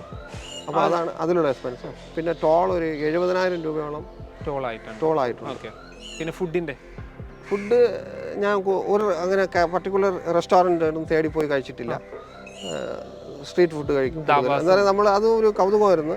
ഇങ്ങനെ പോകുമ്പം പല സാധനങ്ങളും നമുക്ക് ഭയങ്കര ആവേശം തോന്നുന്ന സാധനങ്ങളൊക്കെ ഇരിക്കും. സ്മെല്ല് വരും, നിർത്തും, ഓടിച്ചൊന്ന് കഴിക്കും. വേറെ പൊട്ടറ്റോ ഒക്കെ ആയിരിക്കും അതിൻ്റെ ഒരു ഇത്. പക്ഷെ എന്നാലും അത് പലയിടത്തും പല രീതിയിൽ എൻജോയ് ചെയ്യാൻ പറ്റി. സ്ട്രീറ്റ് ഫുഡ്, ഫ്രൂട്ട്സ്, അങ്ങനെയൊക്കെയായിരുന്നു അതിൻ്റെ ഫുഡിൻ്റെ. പിന്നെ ബാക്കി കയ്യിൽ ഡ്രൈ ഫ്രൂട്ട്സ് എല്ലാം കൊണ്ടുപോയിട്ടുണ്ടായിരുന്നു. പിന്നെ ഉള്ളത് റൈസിൻ്റെ കാര്യമാണ്. അത് ഞാൻ ഉച്ചയ്ക്കൊക്കെ ഈ വണ്ടിയിൽ തന്നെ ഇൻവെർട്ടർ സിസ്റ്റത്തിൽ ജസ്റ്റ് അരി കഴിവും, പാത്രത്തിടും, ക്ലോസ് ചെയ്യും, സ്വിച്ച് ഇടും, വണ്ടി ഓടിക്കും. അപ്പോൾ ഒരു 25 മിനിറ്റ്സ് കഴിയുമ്പോൾ അത് ബീപ്പ് അടിക്കും. ഞാൻ കൈ താങ്ങി സ്വിച്ച് അങ്ങ് ഓഫ് ചെയ്തു. പിന്നെ നമുക്ക് കൺവീനിയൻ്റ് ആയിട്ടുള്ള സ്ഥലത്ത് ഇതേപോലെ നല്ല തണൽ കിട്ടിയാൽ ഒതുക്കി അത് ഇറങ്ങി നിന്ന് കഴിക്കണം. ഈ കഴിക്കണ സമയവും ഈ അരി കഴുകി ഇടുന്ന സമയമാണ് ആ കുക്കിങ്ങിൽ എനിക്ക് വേസ്റ്റ് ആകുന്നത്. അപ്പോൾ അതൊരു വേസ്റ്റ് അല്ല എന്ന് പറഞ്ഞാൽ അവിടുത്തെ റെസ്റ്റോറൻറ്റ്സിൽ പോയാലും മോസ്റ്റ്ലി അവർ കറികളെല്ലാം അപ്പം തന്നെ ഉണ്ടാക്കിയാണ് തരുന്നത്. പരിപ്പൊക്കെ കുറച്ച് വേവിച്ച് വെച്ചിരിക്കും, എന്നാലും പ്രിപ്പയർ ചെയ്യണത് നമ്മൾ ചെന്നതിന് ശേഷമാണ്. അപ്പോൾ അതിന് 20 മിനിറ്റ്, അരമണിക്കൂർ കൂടുതലൊക്കെ എടുക്കുന്നുണ്ട്. അപ്പോൾ ഇതിന് ഓൺ കുക്ക് ചെയ്യുമ്പോൾ എങ്ങനെ കറിയൊക്കെ ഉണ്ടാക്കുന്നത്? കറി, അച്ചാർ, അങ്ങനെയുള്ള മീനച്ചാർ, അങ്ങനെയൊക്കെ, രസമൊക്കെ 2-3 ലോഡ് ചെയ്തു. നമ്മൾ ഡൽഹിയിൽ നമ്മൾ റിലേറ്റീവ് ഉണ്ട്, അവിടെ നിന്ന് ലോഡ് ചെയ്ത്. പിന്നെ UP-യിൽ ഒരിടത്തുണ്ടായിരുന്നു. അപ്പോൾ അവരുടെ അടുത്ത് ഇങ്ങനെ പറഞ്ഞിരുന്നു മോരും രസമൊക്കെ 10 ദിവസമൊക്കെ ഇരിക്കും. അങ്ങനെ പഴങ്കഞ്ഞി കുടിക്കുന്ന ആളാണെന്ന് പറയണ്ട, എന്നാലും അങ്ങനെയാണ്. ഇല്ലല്ല, അത് ആ സമയത്ത് സത്യം പറഞ്ഞാൽ ഭയങ്കര ഉപയോഗമായിരുന്നു. എനർജിയും വേണമല്ലോ. പിന്നെ തീർച്ചയായിട്ടും ഫുഡ് ഒരിക്കലും കോംപ്രമൈസ് ചെയ്യാൻ പറ്റില്ല. ഫുഡ് കഴിക്കണേൽ വലിയ വീഴ്ചയൊന്നും വന്നിട്ടില്ല എന്ന് പറഞ്ഞാൽ, അല്ലെങ്കിൽ എനിക്ക് ഫിനിഷ് ചെയ്യാൻ പാടാവും എൻ്റെ പ്രായം കൂടെ വെച്ചിട്ട്. അത് തന്നെ. അല്ല, പിന്നെ ഏറ്റവും എല്ലാവർക്കും ഡൗട്ട് തോന്നുന്നൊരു കാര്യമാണ് ഈ ഒരു 90 ദിവസം അല്ലെങ്കിൽ 100 ദിവസം ഒരു ഹെൽത്ത് ഇഷ്യൂസ് ഒന്നും വരാതെ ഇത്രയും കൺട്രീസ് ഇത്രയും കണ്ടിന്യൂസ് ഡ്രൈവ് ചെയ്തുകൊണ്ടിരിക്കുന്ന ആൾ, പ്രോപ്പർ ഒരു ബെഡിൽ കിടന്ന് സ്ലീപ്പ് ചെയ്യാൻ പറ്റാത്ത ഒരാൾക്ക് എങ്ങനെ ഹെൽത്തിനെ മെയിൻറ്റെയിൻ ചെയ്ത് നിർത്തി? അതും എൻ്റെ കഴിവാണെന്ന് പറയാൻ പറ്റില്ല. പനി പിടിച്ചാൽ വിഴുന്നു പോകും നമ്മൾ. ദൈവം സഹായിച്ചു. പ്രിപ്പറേഷൻസ് എന്തെങ്കിലും ചെയ്തു? ഇല്ല, ഞാൻ ജസ്റ്റ് എനിക്ക് ഇടയ്ക്ക് ഞാൻ ഡയബറ്റിക്കിൻ്റെ മരുന്ന് കഴിക്കുമ്പോൾ ചില വയറ്റിന് പ്രശ്നം ഉണ്ടാവും. അങ്ങനെ ലൂസ് മോഷൻ്റെ ഗുളിക, പിന്നെ പനി വന്ന കഴിക്കാനുള്ള അഡോൾ, അങ്ങനെയുള്ള കുറച്ച് സാധനവും എൻ്റെ കണ്ടിന്യൂസ് മെഡിസിൻ മാത്രമേ ഞാൻ കൊണ്ടുപോയിട്ടുണ്ടായിരുന്നു. പിന്നെ ഓക്സിജൻ സിലിണ്ടറൊക്കെ വെച്ചിട്ടുണ്ടായിരുന്നു. അത് ഫാസ്റ്റ് എയ്ഡ് കിറ്റും അതെല്ലാം ഉണ്ടായിരുന്നു. പക്ഷേ അതൊന്നും ഓപ്പൺ ചെയ്തില്ല. ഓക്സിജൻ സ്പെഷ്യലി എനിക്ക് കാശ്മീർ കയറുമ്പോഴുള്ള ആവശ്യത്തിന് കൊണ്ടുപോയത്. എന്ന് വെച്ചാൽ എനിക്കറിയാം അവിടെ അത് വേണമെന്ന്. അവിടെ തേടി നടക്കണ്ടല്ലോ എന്ന് വിചാരിച്ചിട്ട് ഇവിടുന്ന് ഓൺലൈനൊക്കെ വാങ്ങിച്ചു വെച്ചിരുന്നു. മെഡിസിനൊന്നും അങ്ങനെ കഴിക്കേണ്ടി വന്നിട്ടില്ല. പിന്നെ ലൂസ് മോഷനൊക്കെ ചിലപ്പോഴൊക്കെ ബാധിച്ചിട്ടുണ്ട്. എന്ന് പറഞ്ഞാൽ ഈ സ്ട്രീറ്റ് ഫുഡ് കഴിക്കുമ്പോൾ അങ്ങനെ ഉണ്ടാവും. പക്ഷേ അതിൽ നമ്മൾ വണ്ടി ഓടും, വണ്ടിക്ക് തടസ്സമില്ല. എന്ത് ലൂസ് മോഷൻ ആണെങ്കിൽ ഞാൻ ഓടും. പിന്നെ അത് അത്യാവശ്യത്തിന് പെട്രോൾ പമ്പുകളും ഒക്കെ ഉള്ളതുകൊണ്ട് കൂടുതലും വാഷ്റൂംസ് ഒക്കെ പെട്രോൾ പമ്പായിരുന്നു. തീർച്ചയായിട്ടും ഞാൻ ഒരു വൈകിട്ട് ടൈം ആയി കഴിഞ്ഞാൽ പെട്രോൾ പമ്പിൽ ഒതുക്കും. അവർക്ക് പെർമിഷൻ ചോദിക്കും. എല്ലാവരും സമ്മതിച്ചു എന്ന് തന്നെ പറയാം. അവിടെ പാർക്ക് ചെയ്യുക, അത് ഉറങ്ങുക, അവിടെ ബാത്റൂം ഉണ്ടാവും ഉപയോഗിക്കും. ഇൻ കേസ് വെരി ബാഡ് നമുക്ക് ഒട്ടും തീരാൻ പറ്റില്ലെങ്കിൽ ഞാൻ എണീറ്റ് പുറപ്പെട്ടു, ഇൻട്രോ വീഡിയോ എടുത്തിട്ട് അങ്ങ് പുറപ്പെടും. പുറപ്പെട്ട് കഴിഞ്ഞാൽ അടുത്ത പെട്രോൾ പമ്പ് ടോൾ പ്ലാസകളൊക്കെ ഉണ്ടാവും. ടോൾ അത്യാവശ്യം ബാത്റൂം ഫെസിലിറ്റീസ് നോർത്തിലോട്ടൊക്കെ കുറച്ച് കൂടുതലുണ്ട്. ചിലയിടത്തൊക്കെ വൃത്തിയില്ലാതെ ഇടിഞ്ഞും മേൽക്കൂരില്ലാതെ കിടക്കും. എന്നാൽ പോലും അങ്ങനെ ഒരു സംഭവം അവിടെ ഉണ്ട്. ശൗചാലയം അവിടെ ഉണ്ട്. അതൊക്കെ വേറെ സംഭവങ്ങളാണ്. ശൗചാലയമൊക്കെ മഹാരാഷ്ട്രയിലൊക്കെ വളരെ റോഡ് സൈഡിലൊക്കെ ഞെട്ടിച്ചളഞ്ഞതും. നെഗറ്റീവ്ലി ആണോ പോസിറ്റീവ്ലി? റോഡ് സൈഡിൽ പോകുന്ന അല്ല, റോഡ് സൈഡിൽ പോകുന്നതോ? ഞാൻ വിചാരിച്ചു ഈ വാഷ്റൂംസ് ഒക്കെ മീൻസ് ബാത്റൂംസ് ഒക്കെ റോഡ് സൈഡിൽ കുറെ ഉണ്ടായിരുന്നു. നല്ല പക്വതയുള്ള കുട്ടികൾ നമ്മൾ ഞെട്ടിച്ചു പോണ രീതിയിലൊക്കെ വരുന്നുണ്ട്. അപ്പോൾ ഞാൻ ഒരു സ്കൂളിൽ കയറുമ്പോൾ ഞാൻ ചോദിച്ചു. അപ്പോൾ പറഞ്ഞു ഇപ്പോഴത്തെ ജനറേഷനെ ഞങ്ങൾ പഠിപ്പിക്കുന്നുണ്ട്, ആ കുട്ടികൾ ചെയ്യില്ല എന്ന് പറഞ്ഞിട്ട് അവർ പറയുന്നുണ്ട്. അതായത് ലൈറ്റ് വരുമ്പോൾ മുഖം മറിച്ചവിടെ ഇരിക്കും. ഇതിന്റെ പവർ എന്ന് പറഞ്ഞാൽ നല്ല ഹൈ പവർ ബൾബൊക്കെ കണ്ടിട്ട് ക്ലച്ചനെ ഇങ്ങനെ കാണും. അങ്ങ് ഇരിക്കുക, ഏച്ചി മാറത്തില്ല പകല്. അത് മോശമൊന്നും അല്ല, അത് അവരുടെ കൾച്ചർ അങ്ങനെ. പക്ഷെ അത് നമ്മൾ അത് തിരുത്തണം എന്ന് പറഞ്ഞാൽ കേരളത്തെ പോലെയൊക്കെ ആവണം. കേരളത്തിൽ അങ്ങനെയുള്ള വലിയ പ്രശ്നങ്ങളൊന്നും ഇല്ല. അല്ല, ഇതിൽ ഇത്രയും സ്റ്റേറ്റ് പോയതിൽ ഏറ്റവും ഡെവലപ്ഡ് ആയിട്ട് തോന്നിയിട്ടുള്ള സിറ്റി മൊത്തത്തിൽ നോക്കുവാണ്. ഇപ്പം ഡൽഹി ചില നോക്കുവാണെങ്കിൽ ആ ഒരു ടൗൺ ഏരിയ അടിപൊളിയായിരിക്കും, ബാക്കി സ്ഥലമെല്ലാം മോശമായിരിക്കും. ഇപ്പോൾ താങ്കൾ ഇത്രയും ഓരോ സ്ഥലത്തിലെ ചെറിയ വില്ലേജസും വലിയ സ്ഥലങ്ങളും എല്ലാം കവർ ചെയ്ത സ്ഥിതിക്ക് ഏറ്റവും ബെറ്ററായിട്ട് ഡെവലപ്ഡ് ആയിട്ട് തോന്നിയ ഒരു സ്ഥലം ഏതാണ്? ഡെവലപ്ഡ് എന്ന് പറയുമ്പോൾ നമുക്ക് അറിയാത്ത ഒത്തിരി സിറ്റി, അത് ഇന്നും എനിക്ക് പേരറിയാത്തതൊക്കെ ഈ ഗുജറാത്തിലും ഒക്കെ ഉള്ളിൽ ചെല്ലുമ്പോൾ നമ്മൾ കേട്ടിട്ടൊന്നും ഇല്ലാത്ത സിറ്റികൾ, ഭയങ്കര സിറ്റികൾ. അതായത് പല ഭാഗങ്ങളും നമ്മൾ കർണാടകയിൽ പോലും ഉണ്ട് അങ്ങനെ. ഓക്കെ. പിന്നെ ഉള്ളത് കൂടുതലും സിറ്റി നല്ല ഡെവലപ്ഡ് ആയിരിക്കും, ഉള്ളിൽ തീരെ മോശമെന്നാണ്. അത് കേരളം പോലെ അല്ല. കേരളം പോലെ കേരളമേ ഉള്ളൂ കേട്ടോ, അത് 100% ഉറപ്പാണ്. എന്ന് പറഞ്ഞാൽ നമ്മൾ എവിടെ നോക്കിയാലും, ഇപ്പം പത്തനംതിട്ട ആണെങ്കിലും കൊച്ചി സെൻട്രലാണെങ്കിലും ഒരു വീടെടുത്താലോ ചുറ്റുപാട് നോക്കിയാലോ സെയിമാണ്. ആ പൊസിഷൻ മാത്രമേ ഉള്ളൂ, അവിടെയാണ് ഇവിടെയാണ്. ഫെസിലിറ്റീസ് ഇപ്പോൾ നമ്മളെ വീട്ടിൽ ഫ്രിഡ്ജ്, AC അത് ഇതെല്ലാം ഉള്ള അവിടെയുണ്ട് ഇവിടെയുണ്ട്. പക്ഷേ അവിടെ സിറ്റി അതങ്ങനെയല്ല. മറ്റേത് സംസ്ഥാനത്തിൽ പോയാലും സിറ്റി ഹൈ ഡെവലപ്ഡ് ആയിരിക്കും, ഉള്ളിൽ പോക്കായിരിക്കും. അപ്പോൾ ആ പീപ്പിൾസ് കൂടുതലും ഫാർമേഴ്സാണ് ഉണ്ടുള്ള, അതായിരിക്കും കൂടെ ആയിരിക്കണം. അപ്പം മൊത്തത്തിൽ ചിലവായിട്ടുള്ള ഒരു എമൗണ്ട് എത്ര ആയിരിക്കും? ഫ്യൂവൽ കോസ്റ്റ്, ടോളിൻ്റെ പൈസ, അല്ലെങ്കിൽ നമ്മൾ ഫുഡിന് ആയത്, സ്റ്റേ എടുത്തതിനുള്ള എക്സ്പെൻസ്, പിന്നെ വണ്ടിക്ക് ചെയ്ത എക്സ്ട്രാ പ്രിപ്പറേഷൻസിൻ്റെ എക്സ്പെൻസ്, എല്ലാം കൂടെ എത്ര നമുക്ക് പറയാൻ പറ്റും? ഇത് ഫ്യൂവൽ കഴിഞ്ഞിട്ട് പിന്നെ ഇതിൻ്റെ പ്രിപ്പറേഷനുള്ള എക്സ്പെൻസാണ് കൂടുതലാണ്. ഇതിൻ്റെ CCTV ക്യാമറയ്ക്ക് മാത്രം $950. അപ്പം അവിടെ നിന്ന് മേടിച്ച് ചെയ്യായിരുന്നു? അല്ല, ഞാൻ ഇവിടെ വരുത്തിയായിരുന്നു. വരുത്തിയിട്ട് ചെയ്യായിരുന്നു. അപ്പോൾ $80,000 ആയി. അപ്പോൾ അത് ഒരു വലിയ ഇത്. പിന്നെ ഇൻവെർട്ടർ സിസ്റ്റത്തിന് ഒരു 40,000 കൂടുതലായി. പിന്നെ ഞാൻ പറഞ്ഞില്ല, അതിൻ്റെ കുക്കർ 4 വാങ്ങിച്ചു. പക്ഷെ അതിനിപ്പോൾ ഇതിൽ ഏതാണ് ഇതിൽ എക്സ്പെൻസീവ് കൂട്ടേണ്ടതെന്ന് അറിഞ്ഞു. അവസാനം അതിനുവേണ്ടി വാങ്ങിച്ചതിന് $5,500 വിലയുള്ളൂ. പക്ഷെ അതിന് അല്ലാതെ വാങ്ങിച്ചതെല്ലാം കൂടെ അതും $30,000 ആയി. എന്ന് പറഞ്ഞാൽ ഹൈ പവർ പെട്ടെന്ന് കിട്ടട്ടെ എന്ന് റെഡി ആവട്ടെ എന്ന് വിചാരിച്ചിട്ട് അങ്ങനെ വാങ്ങിച്ചതാണ്. അപ്പോൾ അതൊക്കെ ഫെയിലായപ്പോൾ അത് അങ്ങനെ എക്സ്പെൻസ്.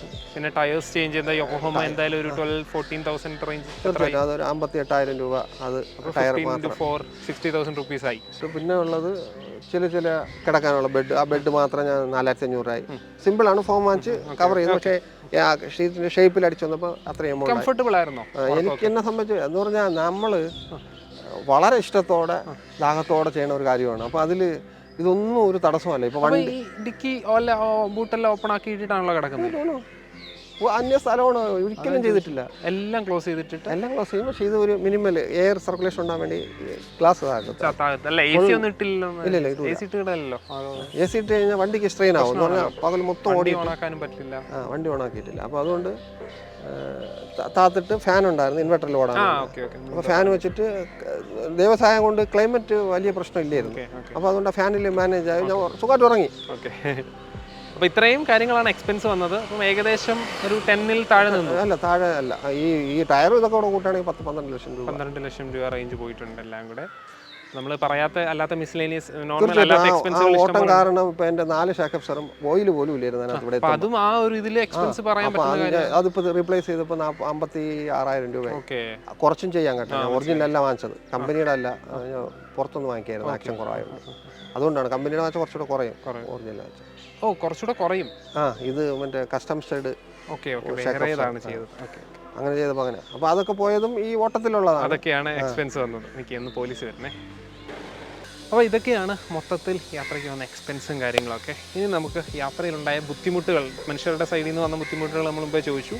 ഇനിയും അല്ലാത്ത ബുദ്ധിമുട്ടുകൾ എന്താ ഫേസ് ചെയ്ത്, ഏറ്റവും സ്ട്രഗിൾ ചെയ്ത ദിവസം ഏതാ, അല്ലെങ്കിൽ ഏറ്റവും ബുദ്ധിമുട്ടിയ ദിവസം എന്തായിരുന്നു? അത് പ്രധാനമായിട്ട് ഇത്രയും ഈ 99 ദിവസത്തിൽ ഒരു 3-4 പ്രാവശ്യം ചെറിയ ബുദ്ധിമുട്ടുകൾ ഉണ്ടായെന്ന് പറഞ്ഞാൽ, ഫസ്റ്റ് ഉണ്ടാകുന്നത് ഗുജറാത്തിൽ തന്നെയാണ്. വെള്ളപ്പൊക്കം ഉണ്ടായ കാര്യം അറിയാം. അപ്പോൾ റോഡൊക്കെ ഒലിച്ചു പോയിട്ട് രാത്രി അവരുടെ ഭാഷയിൽ അവരൊരു വലിയ ഹൈവേയിൽ, നല്ല ലോങ് ഹൈവേയിൽ ബോർഡ് വെച്ചിരുന്നു. പക്ഷേ ഞാൻ എനിക്ക് മനസ്സിലായില്ല. വണ്ടികളൊക്കെ പോകുന്നുണ്ട്, ഞാൻ പോയി ഒരു 10-20 കിലോമീറ്ററെങ്കിലും പോയി കാണും. അതുവരെ റോഡൊന്നും പ്രശ്നമില്ല. പക്ഷേ അതിനുശേഷം റോഡ് വേസ്റ്റായി, പിന്നെ റോഡ് ഇല്ലാണ്ടായി. അപ്പോൾ പുറകെ പറഞ്ഞ ബൈക്കാരൻ്റെ അടുത്ത് ഞാൻ ചോദിച്ചു എങ്ങനെ പാസ് ചെയ്യും. വന്നോളാൻ പറഞ്ഞു. ഇയാൾ എന്നെ കൊണ്ടുപോയിട്ട് അതൊരു കാറ് മറ്റേ ട്രാക്ടറൊക്കെ പോകും ഈസി ആയിട്ട്. പക്ഷെ ഇത് പോന്തി, ഇത് ഫ്രണ്ട് വീൽ ഡ്രൈവാ. ഇത് സ്റ്റക്കായി, മണ്ണിൽ അവിടെ സ്റ്റക്കായി ഒരു കുറച്ച് നേരം കിടന്ന്. അപ്പോൾ ഈ ബൈക്കുകാർ എന്നെ വിട്ടിട്ട് പോയില്ല. പക്ഷെ അവർ വേറെ വഴി പോവേണ്ടവരാണ്. അതൊക്കെ ദൈവസഹായം ഒന്നും തീർച്ചയായിട്ടും പറയണം.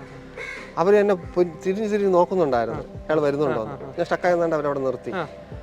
കാല് കുത്താൻ ചെളിയും വെള്ളവും അല്ലാതെ വേറെ ഒരു രക്ഷയില്ല. പക്ഷെ അവരതിലിറങ്ങി, ഞാൻ ഇറങ്ങിയില്ല, എന്നെ ഇറക്കിയില്ല. സാർ ഇരുന്നോളാൻ പറഞ്ഞു. അവരിതിനെ തള്ളി വേറെ ആളെയൊക്കെ ഫോൺ ചെയ്ത് വരുത്തി. അങ്ങനെ 2-3 അനുഭവം ഉണ്ടായി അവിടെ വേറെ സ്ഥലത്ത് വെച്ച്. വരുത്തി ഒരു തള്ളി എൻ്റെ കൂടെ വണ്ടിയിൽ കയറി. അവസാനം പറഞ്ഞ് ഞങ്ങളും കൂടെ വരാൻ, നിങ്ങൾക്ക് ഒറ്റയ്ക്ക് പോകാൻ പാടായിരിക്കും ചിലപ്പോൾ. എന്നിട്ട് സൈഡ് പറഞ്ഞു തരും, ആ സൈഡ് കൂടെ എടുത്തോ, പൂന്തൂലാന്ന്. അവർ ലോക്കല്. അങ്ങനെ പോയി അവസാനം അത് കൂലിപ്പണിക്കാരാണ്. ബൈക്കിൽ പോയിട്ട് എവിടെയോ പോയി പണി ചെയ്തിട്ട് വരണം. അപ്പോൾ ഞാൻ വിചാരിച്ച് പാവം കൂലിപ്പണിക്കാർ അവർ ഇത്തിരി സഹായിച്ചല്ലോ, ഒരു 1000 രൂപ. വലിയൊരു എമൗണ്ടാണ്. പക്ഷേ കൊടുക്കാമെന്ന് വിചാരിച്ചിട്ട് എന്തോ എനിക്കിപ്പോൾ അന്ന് 10,000 തരാൻ തള്ളിത്തരാന്ന് പറഞ്ഞാൽ ഞാൻ കൊടുക്കും. പിന്നെ അത് അത്രയും സ്ട്രഗിൾ ചെയ്യുന്ന ഇത്രയും വലിയൊരു കാര്യത്തിൽ അല്ലേ? അപ്പോൾ അതുകൊണ്ട് ഞാൻ വിചാരിച്ച് കൊടുക്കാമെന്ന് കഴിഞ്ഞ് പോക്കറ്റിൽ നിന്ന് പൈസ പോക്കറ്റ് കയറുന്നുണ്ട്. അപ്പോൾ അവർ വിട്ടളഞ്ഞു, തിരിഞ്ഞു നിന്നില്ല, സംസാരിച്ചില്ല. അത് കൊള്ളാലോ.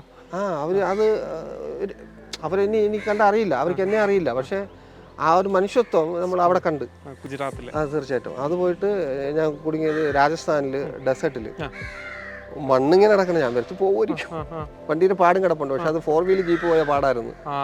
ഇത് പോയി ഇറങ്ങി പൊതഞ്ഞു കിടന്ന് കറങ്ങി. അതുപോലെ തന്നെ ഈ 4 വീലർ വണ്ടി ഒരെണ്ണം വന്നു.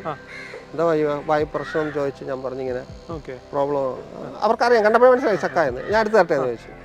ഞാൻ പറഞ്ഞു ഓക്കെ. അവരെടുത്തിട്ട് ഇത് ഇറങ്ങുന്നില്ല. പക്ഷേ എന്നിട്ട് അവർ എവിടെ നിന്ന് മരച്ചില്ലയൊക്കെ കൊണ്ടുവന്ന് ചെറിയ ചില്ല കൊണ്ടുവന്ന് ഇട്ട് കഴിയുമ്പം പിടിച്ച് കാറ്റും കുറേ അയച്ചു വെച്ചിട്ട് അത് 1-1.5 മണിക്കൂറോളം എടുത്ത് അവർ അവിടെ നിന്ന് കയറ്റി വരുന്നു. അവരും അത് തന്നെ. ഒരാൾ അടുത്ത ഗ്രാമത്തിൽ വിട്ടിരുന്നാൽ മതി, ഇയാളെയും കൂടെ വിടാം, അയാളെ വീട് അവിടെയാണെന്ന് പറഞ്ഞിട്ട് സ്ഥലമില്ല. അതിൻ്റെ ഇടയിൽ അഡ്ജസ്റ്റ് ചെയ്ത് അവിടെ ഇരുത്തി എന്ന് പറഞ്ഞാൽ അതിൽ മൊത്തം മറ്റേ GPS സിസ്റ്റം. പാസഞ്ചർ സീറ്റിലും സ്ഥലമില്ല, ബാക്കിലും ബെഡാണ്. അതിൻ്റെ സാധനം 3 മാസത്തേക്കുള്ള ഡ്രസ്സ് 60 പേരുണ്ടായിരുന്നു.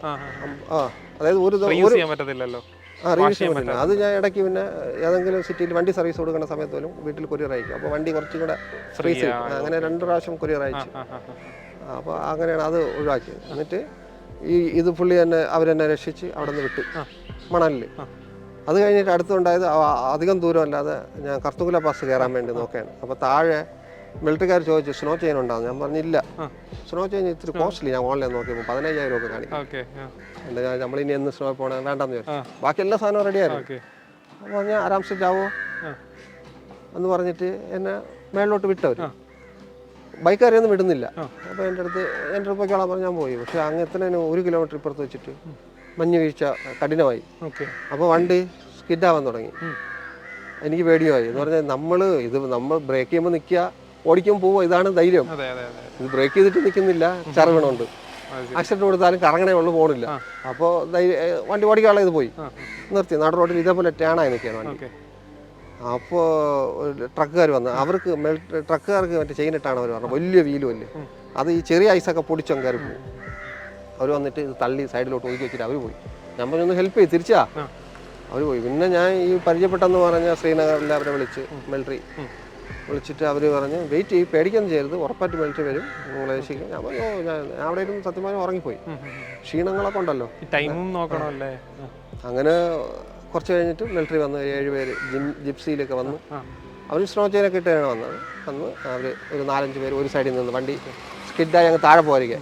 കൊക്ക ഭയങ്കര എടുക്കൂലാന്ന് വണ്ടി അവിടെ പോയാൽ.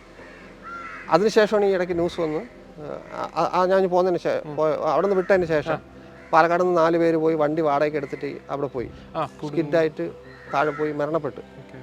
അപ്പോൾ അതൊക്കെ ഒരു വലിയ അനുഗ്രഹമാണ് നമുക്ക്. അപ്പോഴാണ് നിർത്തിയിട്ടത് വലിയ കാര്യമായി, ടൈം നോക്കാതെ. ഈ വേറെ സ്നോ ഇഷ്യൂസ് മീൻസ് വേറെ കൺട്രി, വേറെ ഷിംല മണാലി അങ്ങനെയൊക്കെ പാസ് ചെയ്തപ്പോൾ സ്നോ ഉണ്ടായിരുന്നോ ആ സമയത്തൊക്കെ? ഇല്ല, ആ സമയത്ത് ആ സ്നോ ഇല്ല. സ്നോ ഈ ഏറ്റവും ടോപ്പിൽ മാത്രമേ ഉണ്ടായിരുന്നു. തിരിച്ചിറക്കി വിട്ടിട്ട് പറഞ്ഞ് ഈ ലെഫ്റ്റ് സൈഡിൽ നിങ്ങൾ പൊയ്ക്കോ, പ്രശ്നമൊന്നുമില്ല, അഥവാ സ്കിഡായാലും ചുമര് ചേർന്ന് അങ്ങ് നിന്നോളും എന്ന് പറഞ്ഞ് ധൈര്യമായിട്ട് പോകാൻ പറഞ്ഞ് നമ്പരൊക്കെ തന്നെ വെക്കുന്നത്. അതാണ് പ്രധാനമായിട്ടും സ്ട്രഗിളായിട്ട് വന്നത്. അല്ലാതെ വേറെ വണ്ടിയിൽ ചെറിയ തട്ടിലോ അങ്ങനത്തെ ഇഷ്യൂസ് ഒന്നും ഇല്ല. പിന്നെ UP വെച്ച് ഘോരാപൂർ വെച്ചിട്ട് ബ്രേക്ക് ഫെയിലായി. എനിക്ക് അറിയില്ലായിരുന്നു, ജീവിതത്തിൽ ആദ്യമായിട്ട് ഒരു ഫെയിലിയറാണ്. 100-120 കിലോമീറ്റർ സ്പീഡിൽ വന്നുകൊണ്ടിരിക്കുന്നത്. ഞായറാഴ്ച ഉച്ചയാണ്. അപ്പോൾ ഞാൻ പ്രെയർ ചെയ്യാൻ വേണ്ടി പള്ളി പ്രെയർ ടൈമിൽ ഞാൻ വണ്ടി നിർത്തിയിടും. അത് എത്ര ബിസി ആണെങ്കിലും ഓക്കെ ചെയ്തിട്ട് അവരുടെ വീഡിയോ കോൾ ചെയ്തിട്ട് പ്രെയർ അറ്റൻഡ് ചെയ്യുമായിരുന്നു. അപ്പോൾ ഞാൻ അത് കഴിഞ്ഞിട്ട് എടുത്തതാണ്. സിറ്റിയിലോട്ട് കയറുന്ന ബ്രിഡ്ജിൽ ഇവിടെ ബ്രിഡ്ജ് പോയല്ലേ, അപ്പോൾ ഇങ്ങനെ വന്നുകൊണ്ടിരുന്ന ബ്രിഡ്ജ് കയറുന്ന സമയത്ത് ഞാൻ ബ്രേക്ക് ചെയ്യാൻ നോക്കിയപ്പോൾ ലൂസ്. അപ്പോൾ ഞാൻ വെച്ചാൽ എനിക്ക് തോന്നിയതായിരിക്കും, വീണ്ടും ചവിട്ടി നോക്കി, ഇല്ല. അപ്പോൾ വണ്ടി ഈ ബ്രിഡ്ജിലോട്ട് കയറുമ്പോൾ സ്ലോ ആയി. ഭയങ്കര ഞായറാഴ്ച കൊണ്ട് ഹെവി ട്രാഫിക് അങ്ങനെയൊന്നുമില്ല. എന്തായാലും തേരിയും കയറിപ്പോയി, പതുക്കെ കയറിയിട്ട് ഹാൻഡ് ബ്രേക്കിൽ കൈ വെച്ചിങ്ങനെ പതുക്കെ ഫസ്റ്റ് ഗിയറിൽ കയറി ഇറങ്ങി. പോലീസൊക്കെ നിൽപ്പുണ്ട്. ഞാൻ ഒതുക്കിയപ്പോൾ ചോദിച്ചു എന്ത് പറ്റിയെന്ന് ചോദിച്ചാൽ എന്തോ ഒരു തോന്നി അവർക്ക് കണ്ടപ്പോൾ തന്നെ. ഞാൻ പറഞ്ഞിങ്ങനെ ബ്രേക്ക് പോയോ സാറേ, വർക്ക്ഷോപ്പ് ഉണ്ടാകും 50 മീറ്റർ അപ്പുറത്തുണ്ടെന്ന് പറഞ്ഞു. അവിടെ ചെന്നിട്ട് സൺഡേ ആണ്, സ്പെയർ പാർട്സ് കിട്ടുമെന്ന് പറയണം. ഉടനെ അവിടെ കട തുറന്നിട്ടുണ്ടായിരുന്നു. സ്പെയർ പാർട്സ് വന്നു 1/2-3 മണിക്കൂറിൽ അത് ക്ലിയർ ആക്കി. പിന്നെ ഉള്ള 1-2 പഞ്ചർ അത് അതൊക്കെ പറയാനുള്ള കയ്യിലുണ്ടാവുമല്ലോ. പഞ്ചർ കിറ്റ് എല്ലാം ഉണ്ടായിരുന്നു. പക്ഷേ ടയർ ഇൻഫ്ലേറ്റർ ഉണ്ടായിരുന്നു, എല്ലാം ഉണ്ടായിരുന്നു, ഹൈ പവർ തന്നെ ഉണ്ടായിരുന്നു. പക്ഷെ അതൊന്നും ഉപയോഗിക്കേണ്ട, ഇത് ഉപയോഗിച്ചു കേട്ടോ. പഞ്ചറായാലും ഞാൻ കാറ്റടിക്കും, പെട്ടെന്ന് ഫില്ലാവും. 8-10 കിലോമീറ്റർ ഓടാം. അവിടെ പഞ്ചർ ഇടവേണ്ടത് നോക്കി അവിടെ കൊണ്ടുവന്ന് ഒട്ടിക്കും. അങ്ങനെയാണ് 2 പഞ്ചറേ കിട്ടിയിട്ടുള്ളൂ. പിന്നെ ഈ ഒരു യാത്രയിൽ ഏറ്റവും ഇഷ്ടപ്പെട്ട സ്ഥലം ഏതായിരുന്നു? ഏറ്റവും ഇഷ്ടപ്പെട്ട റോഡ് കണ്ടീഷൻസ് ഒക്കെ ഏതായിരുന്നു? സ്ഥലം നമ്മുടെ ഷില്ലോങ്. ഓക്കെ, മേഘാലയ. അതെ, ഞാൻ വീണ്ടും പോവും. അല്ല, ഞാൻ വന്നതിന് ശേഷം പിന്നെ ഞാൻ ഒരു റോഡ് വഴി തന്നെ, അതായത് ഗുവാഹട്ടി ടു ഷില്ലോങ് ആ റൂട്ടാണോ? ആ റൂട്ട് മാത്രമല്ല, അവിടുത്തെ ഗ്രാമങ്ങൾ, അതായത് ഒരു 15-20 വർഷം മുമ്പ് കേരളം എങ്ങനെയായിരുന്നു ആ രീതിയാണ് ഇന്ന് അവിടെ. പക്ഷെ അത് അപ്പോൾ നമ്മൾ കണ്ടിട്ടുണ്ട് ഇവിടുത്തത്. അപ്പോൾ അത് തിരിച്ചു കിട്ടിയ ഒരു ഫീലാണ് അവിടെ ചെല്ലുമ്പോൾ. ഇലയിലുള്ള ഫുഡ്, ബ്രേക്ക്ഫാസ്റ്റ്, അവിടുത്തെ ആൾക്കാരോ, നമ്മൾ വിചാരിക്കും അത് വലിയ മലകളുള്ള ഏരിയയിൽ ആദിവാസികളെ പോലെ. നല്ല ആൾക്കാർ, വളരെ സ്നേഹമുള്ളവർ, നല്ല സഹകരണമുള്ളവർ. അപ്പോൾ ഈ മേഘാലയൊക്കെ അത് കണക്ട് ചെയ്തല്ലേ പോയത്? അതെ, അതാണ് ഞാൻ ഇനി തിരിച്ചു പോകുന്നത്. രണ്ടാമത് ഞാൻ ബസ്സിൽ കയറി അവിടെയൊക്കെ പോയി. പക്ഷേ അവിടെ ഇറങ്ങി കറങ്ങാനുള്ള, ബസ്സിലായപ്പോൾ എനിക്ക് കറങ്ങാനുള്ള ബുദ്ധിമുട്ടുണ്ടായതുകൊണ്ട് ഞാൻ ഇനി അടുത്ത മാസത്തേക്ക് മാറ്റി വെച്ചിരിക്കുകയാണ്. അതിന് അമ്മേനൊക്കെ കൊണ്ടുപോകും. മേഘാലയ എനിക്കും ഒന്നുകൂടെ പോകണം എന്ന ആഗ്രഹമുള്ളൊരു സ്ഥലമാണ് മേഘാലയ. പോയിട്ടുള്ളതാണ്. ഷില്ലോങ്ങിലെ നൈറ്റ് മാർക്കറ്റ് ഒക്കെ, അതൊക്കെ ഭയങ്കരമായിട്ട് എക്സ്പീരിയൻസ് ചെയ്യാൻ പറ്റിയതാണ്. അപ്പം അവിടുന്ന് അരുണാചൽ വരെ പോയി, തവാങ് വരെ പോയി, അതുവഴി കറങ്ങി ഈ റൂട്ടാണ് തിരിച്ചെത്തുന്നത്. അതെ അല്ലേ? ഓക്കെ. അപ്പം ഇതാണ് ഇഷ്ടപ്പെട്ട സ്ഥലം. ഇനി ഇഷ്ടപ്പെട്ട റോഡ് ഏതാണ്? ഇഷ്ടപ്പെട്ട നല്ല റോഡ് എനിക്ക് കിട്ടിയിട്ടത് രാജസ്ഥാനിലാണ്. ഓക്കെ, അതായത് വളരെ നാരോ ആയിട്ടുള്ള റോഡാണെങ്കിൽ പോലും സ്ട്രെയിറ്റ് ആയിരിക്കും, ക്ലീൻ ആയിരിക്കും. പ്രത്യേകിച്ച് അത് വേറെ ഒന്നുമില്ല, എല്ലായിടത്തും ആ റോഡുകളൊക്കെ ഉണ്ട്. പോപ്പുലേഷനും റോഡ് ചില ഇത് കാരണം അവിടെ ടോൾ റോൾസ് ഉണ്ട് കേട്ടോ. കൂടുതലും ലോക്കൽ റോഡുകളും ടോളാണ്. നമ്മൾ സംസ്ഥാന സർക്കാരിന് ടോൾ കൊടുത്തിട്ടാണ് അവിടുത്തെ റോഡുകൾ ഓടിക്കുന്നത്. പക്ഷേ അപ്പോൾ ആ രീതിയിൽ അവിടെ നല്ല റോഡ് കിട്ടി. ഏറ്റവും കൂടുതൽ ഡിസ്റ്റൻസ് ഡെയിലി കവർ ചെയ്തതൊക്കെ അവിടെ തന്നെയാണ്.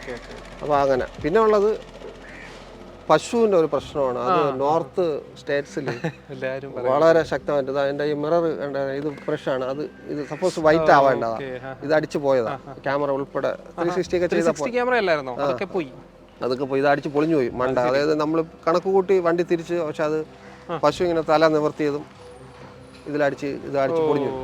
അപ്പൊ അങ്ങനെ ഒരു ബുദ്ധിമുട്ട് നമ്മൾ അത് സത്യം പറഞ്ഞാൽ ഗവൺമെന്റ് കൺട്രോൾ ചെയ്യേണ്ടതാണ്. കുറെ വർഷങ്ങളെടുത്തേ അതൊന്നും കൺട്രോൾ ചെയ്യാൻ പറ്റൂ. ഞാൻ ഒരു മൃഗ ഡോക്ടറെ പരിചയപ്പെട്ട് പുള്ളി തടഞ്ഞു നിർത്തിയതാണ്. ഒരുപാട് അങ്ങനെ ഒത്തിരി പേര് റോഡിൽ എവിടെയെങ്കിലും ഒക്കെ പുറകെ പിന്തുടർന്ന് വരിക. എൻ്റെ പേരൊക്കെ RC ബുക്കിൽ സൈറ്റിൽ നോക്കിയിട്ട് ഡൽഹിയിൽ വെച്ചിട്ട് ഓടി വന്നിട്ട് മസ്റ്റ് മണിക്കുട്ടനാണ്. എന്നെ എങ്ങനെ അറിയാം? അപ്പം ഞങ്ങൾ കണ്ടുപിടിച്ചെന്ന് വണ്ടി നമ്പർ വെച്ചിട്ട് ട്രാക്ക് ചെയ്തിട്ട് എൻ്റെ കൈ കണ്ടിട്ട് പിന്തുടർന്ന് വന്ന് എത്ര കിലോമീറ്റർ, 8-9 കിലോമീറ്റർ കൂടെ വന്നിട്ട് കണ്ടുപിടിച്ചു. അപ്പം അങ്ങനെ ഒക്കെ ഉള്ളതാണ്. അപ്പം ഈ റോഡ് ഇത് മാറണം. പക്ഷെ അതിന് എന്ത് ചെയ്യണമെന്ന് എനിക്ക് അറിഞ്ഞൂടാ.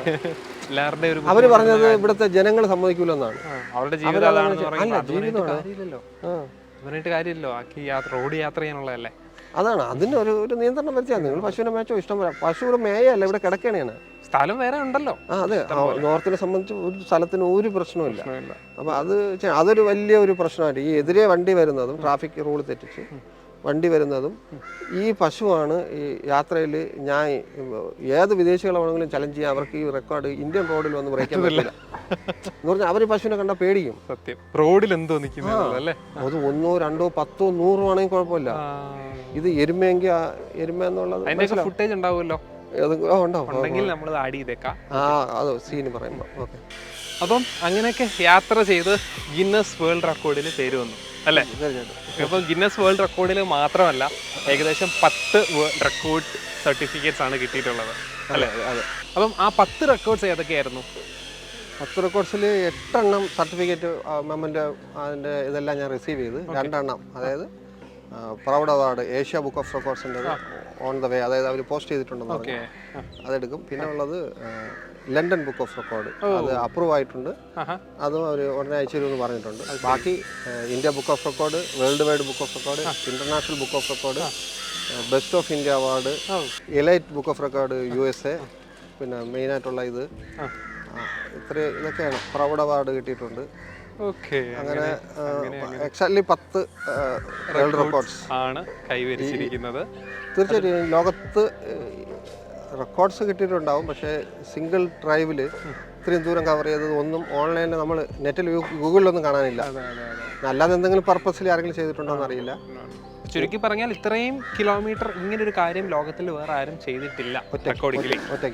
ഒറ്റയ്ക്ക്. അതെ. അതിന്റെ സർട്ടിഫിക്കറ്റ്സും മെഡൽസും ഗോൾഡ് പ്ലേറ്റഡും ബ്രോൺസും ഒക്കെ ആയിട്ടുള്ള പല മെഡൽസും ഒക്കെ ഉണ്ട് കയ്യിൽ. അതെല്ലാം നമ്മൾ കണ്ടിട്ടുണ്ട്. അപ്പോൾ അതെല്ലാം വീട്ടിൽ വെക്കാനുള്ള എന്തായാലും സൂക്ഷിക്കാം. ജീവിതകാലം മൊത്തം ഓർക്കാമെന്ന് മാത്രമല്ല പലർക്കും പറഞ്ഞ് അഭിമാനിക്കാൻ പറ്റുന്ന കാര്യമാണ്. അപ്പം എന്തായാലും വളരെ കൺഗ്രാജുലേഷൻസ് ഇതൊക്കെ സാധിക്കാൻ പറ്റിയതിൽ. ഓക്കെ, അപ്പം അതൊക്കെയായിരുന്നു നമുക്ക് എക്സ്പീരിയൻസിൽ പറയാനായിട്ടുണ്ടായിരുന്നത്. എങ്കിലും ഇത്രയും വലിയൊരു യാത്ര ചെയ്ത സ്ഥിതിക്ക് ഇനിയും ക്രോസ് കൺട്രി ചെയ്യാനോ അതൊന്നും വലിയൊരു സ്ട്രഗിളായിട്ട് തോന്നിക്കത്തില്ല. മീൻസ് കുറച്ച് വിസ പ്രോസസ്സിങ്ങും കാര്യങ്ങളൊക്കെ സ്ട്രഗിളായിട്ട് തോന്നി. ഞങ്ങൾ നമ്മുടെ ലണ്ടൻ വീഡിയോ ഉണ്ടല്ലോ, ലണ്ടൻ ടു കേരളയുടെ വീഡിയോ വെച്ചിട്ടാണ് നമ്മൾ പരിചയപ്പെടുന്നത്. അപ്പം അന്ന് ചൈനയുടെ കാര്യങ്ങളൊക്കെ ചോദിച്ചിരുന്നു. അപ്പോൾ രാജേഷ് ചേട്ടനോട് നമ്മൾ കണക്ട് ചെയ്ത് കൊടുത്തിരുന്നു. അപ്പോൾ അതിൻ്റെ കാര്യങ്ങളൊക്കെ ഹെൽപ്ഫുൾ ആയോ? തീർച്ചയായിട്ടും രാജേഷ് ചേട്ടൻ റിപ്ലൈ തന്ന് അതിൻ്റെ കോൺടാക്ട്സ് തന്ന് ഞാൻ കോൺടാക്ട് ചെയ്ത് ആ ഒരു ഐഡിനറി അവർ എനിക്ക് അയച്ചു തന്നു. അടുത്ത ട്രിപ്പിൻ്റെ പ്ലാൻ അതൊരു വലിയ പോയിന്റ് ആയിരുന്നു. എന്ന് പറഞ്ഞാൽ ഞാൻ എങ്ങനെ ചൈന അല്ലെങ്കിൽ പാകിസ്ഥാൻ വഴി പോകാൻ പറ്റത്തില്ല, മ്യാൻമാറും ക്ലോസ്ഡ് ആണ്, റോഡ് വഴി ക്ലോസ്ഡാണ്. അപ്പോൾ അല്ലെങ്കിൽ മൊത്തം ബോംബെ നിന്ന് ഷിപ്പ് ചെയ്യേണ്ട അവസ്ഥ സാധാരണ ആൾക്കാർ ചെയ്യുമ്പോൾ. അപ്പോൾ റോഡ് വഴി തന്നെ പോകണമെന്നൊരു നിർബന്ധം ഇപ്പോഴും ഉണ്ട്. അപ്പോൾ അതുകൊണ്ട് അത് നടക്കണം. അതിനുള്ള ഐഡിനറി എല്ലാം കിട്ടി, അവർ പ്രോമിസ് ചെയ്തിട്ടുണ്ട്. പിന്നെ ഈ വിസ പ്രോസസ്സിൽ ഇപ്പോഴും കൺഫ്യൂഷനും ചെറിയ ഇതൊക്കെ ഉണ്ട്. എങ്ങോട്ടാണ് അടുത്തത് പ്ലാനിങ്? അല്ല, ഒരു സ്ഥലമല്ലല്ലോ, ഇല്ല, അലാസ്കയാണ് ലക്ഷ്യം. ഓ, അപ്പം ഓൾ ദ ബെസ്റ്റ്. നടക്കട്ടെ, നടക്കും. കാരണം ഇത്രയും ഇവിടെ തന്നെ ഇത്ര ഓടിക്കാമെങ്കിൽ എന്തായാലും ബാക്കിയുള്ള ലീഗൽ പ്രോബ്ലംസിന്റെ ഒരു ഇതാണ് ഇപ്പൊ എനിക്ക് ഫേസ് ചെയ്യുന്നത്. ബാക്കി ആരോഗ്യമൊക്കെ ദൈവം തരുന്നതാണ്, അത് തരും. കാരണം ഇത്രയൊക്കെ പോകാൻ പറ്റി, എന്തായാലും നടക്കും. Thank you very much. All the best എല്ലാത്തിനും. അടുത്ത ഡ്രൈവിനുള്ള ആശംസകൾ നേരുന്നു. അപ്പം നിങ്ങൾക്ക് ഈ വീഡിയോ ഇഷ്ടപ്പെട്ടു എന്ന് വിചാരിക്കും. ഞങ്ങൾ 30 മിനിറ്റ്സിലൊക്കെ വൈൻഡ് അപ്പ് ചെയ്യണമെന്ന് പ്ലാൻ ചെയ്തിട്ടാണ് വീഡിയോ സ്റ്റാർട്ട് ചെയ്തത്. ഇപ്പോൾ എന്തായാലും ഒരു 50 മിനിറ്റ്സ് പോയിട്ടുണ്ടെന്ന് എനിക്ക് തോന്നുന്നു. 50 മിനിറ്റ്സ് പ്ലസ് പോയിട്ടുണ്ടെന്ന്. കാരണം എഡിറ്റ് ചെയ്ത് കട്ട് ചെയ്ത് മാറ്റാമെന്ന് വിചാരിച്ചിട്ടൊന്നും മാറ്റാനില്ല. കാരണം എല്ലാം വേണ്ടിയ കാര്യങ്ങളായിരുന്നു. ആ യാത്രയിലുണ്ടായിരുന്ന ഇത്രയും വലിയൊരു കാര്യത്തിന് ഏറ്റവും ചുരുക്കിയാണ് പറഞ്ഞിരിക്കുന്നത്. തീർച്ചയായിട്ടും ഒരുപാടുണ്ട്. എന്നിട്ട് തന്നെ ഇത്രയും നമുക്കായി. അപ്പം എന്തായാലും നിങ്ങൾക്ക് എൻജോയ് ചെയ്യാൻ പറ്റി. പലർക്കും യാത്ര ചെയ്യാനുള്ള ഒരു ഇൻസ്പിറേഷൻ ആയിട്ട് ഉണ്ട് ഇദ്ദേഹം എന്നുള്ള കാര്യത്തിൽ സംശയമൊന്നുമില്ല. ഇനിയും യാത്രകൾ ചെയ്യാൻ സാധിക്കട്ടെ, റോഡ് ട്രിപ്പുകളും അല്ലാതെയും എല്ലാ യാത്രകൾ ചെയ്യാൻ സാധിക്കട്ടെ എന്ന് ആശംസിക്കുന്നു. പിന്നെ ഇതിൻ്റെ ഒരു ഫുൾ യൂസർ എക്സ്പീരിയൻസ്, അതായത് 2 ലക്ഷം കിലോമീറ്റർ ഓടി XUV 500യുടെ യൂസർ എക്സ്പീരിയൻസ് നമ്മൾ സെപ്പറേറ്റ് ഒരു വീഡിയോ ആയിട്ടിടാം. കാരണം ഇതിനകത്ത് ഉൾപ്പെടുത്താൻ പറ്റില്ല, ഇത് കുറച്ച് ലെങ്തി ആയിപ്പോവും. കാരണം എല്ലാ കാര്യങ്ങളും നമുക്ക് സംസാരിക്കണമല്ലോ. അതുകൊണ്ട് അതൊരു സെപ്പറേറ്റ് വീഡിയോ ആയിട്ട് വരുന്നുണ്ട്. അത് കാണാൻ താല്പര്യമുള്ളവർ അതുകൂടെ ഒന്ന് ചെക്ക് ചെയ്തേക്കുക. അപ്പം ഈ വീഡിയോ ഇഷ്ടപ്പെട്ടിട്ടുണ്ടെന്നുണ്ടെങ്കിൽ ലൈക്ക് ചെയ്യുക. നമ്മുടെ ചാനൽ സബ്സ്ക്രൈബ് ചെയ്യാനായിട്ട് മറക്കരുത്. നമ്മൾ ഇതുപോലെ ട്രാവൽ എക്സ്പീരിയൻസും കാറിൻ്റെ യൂസർ എക്സ്പീരിയൻസ് വീഡിയോസുമായിട്ട് നമ്മൾ വീണ്ടും വരുന്നതായിരിക്കും. അതുവരേക്കും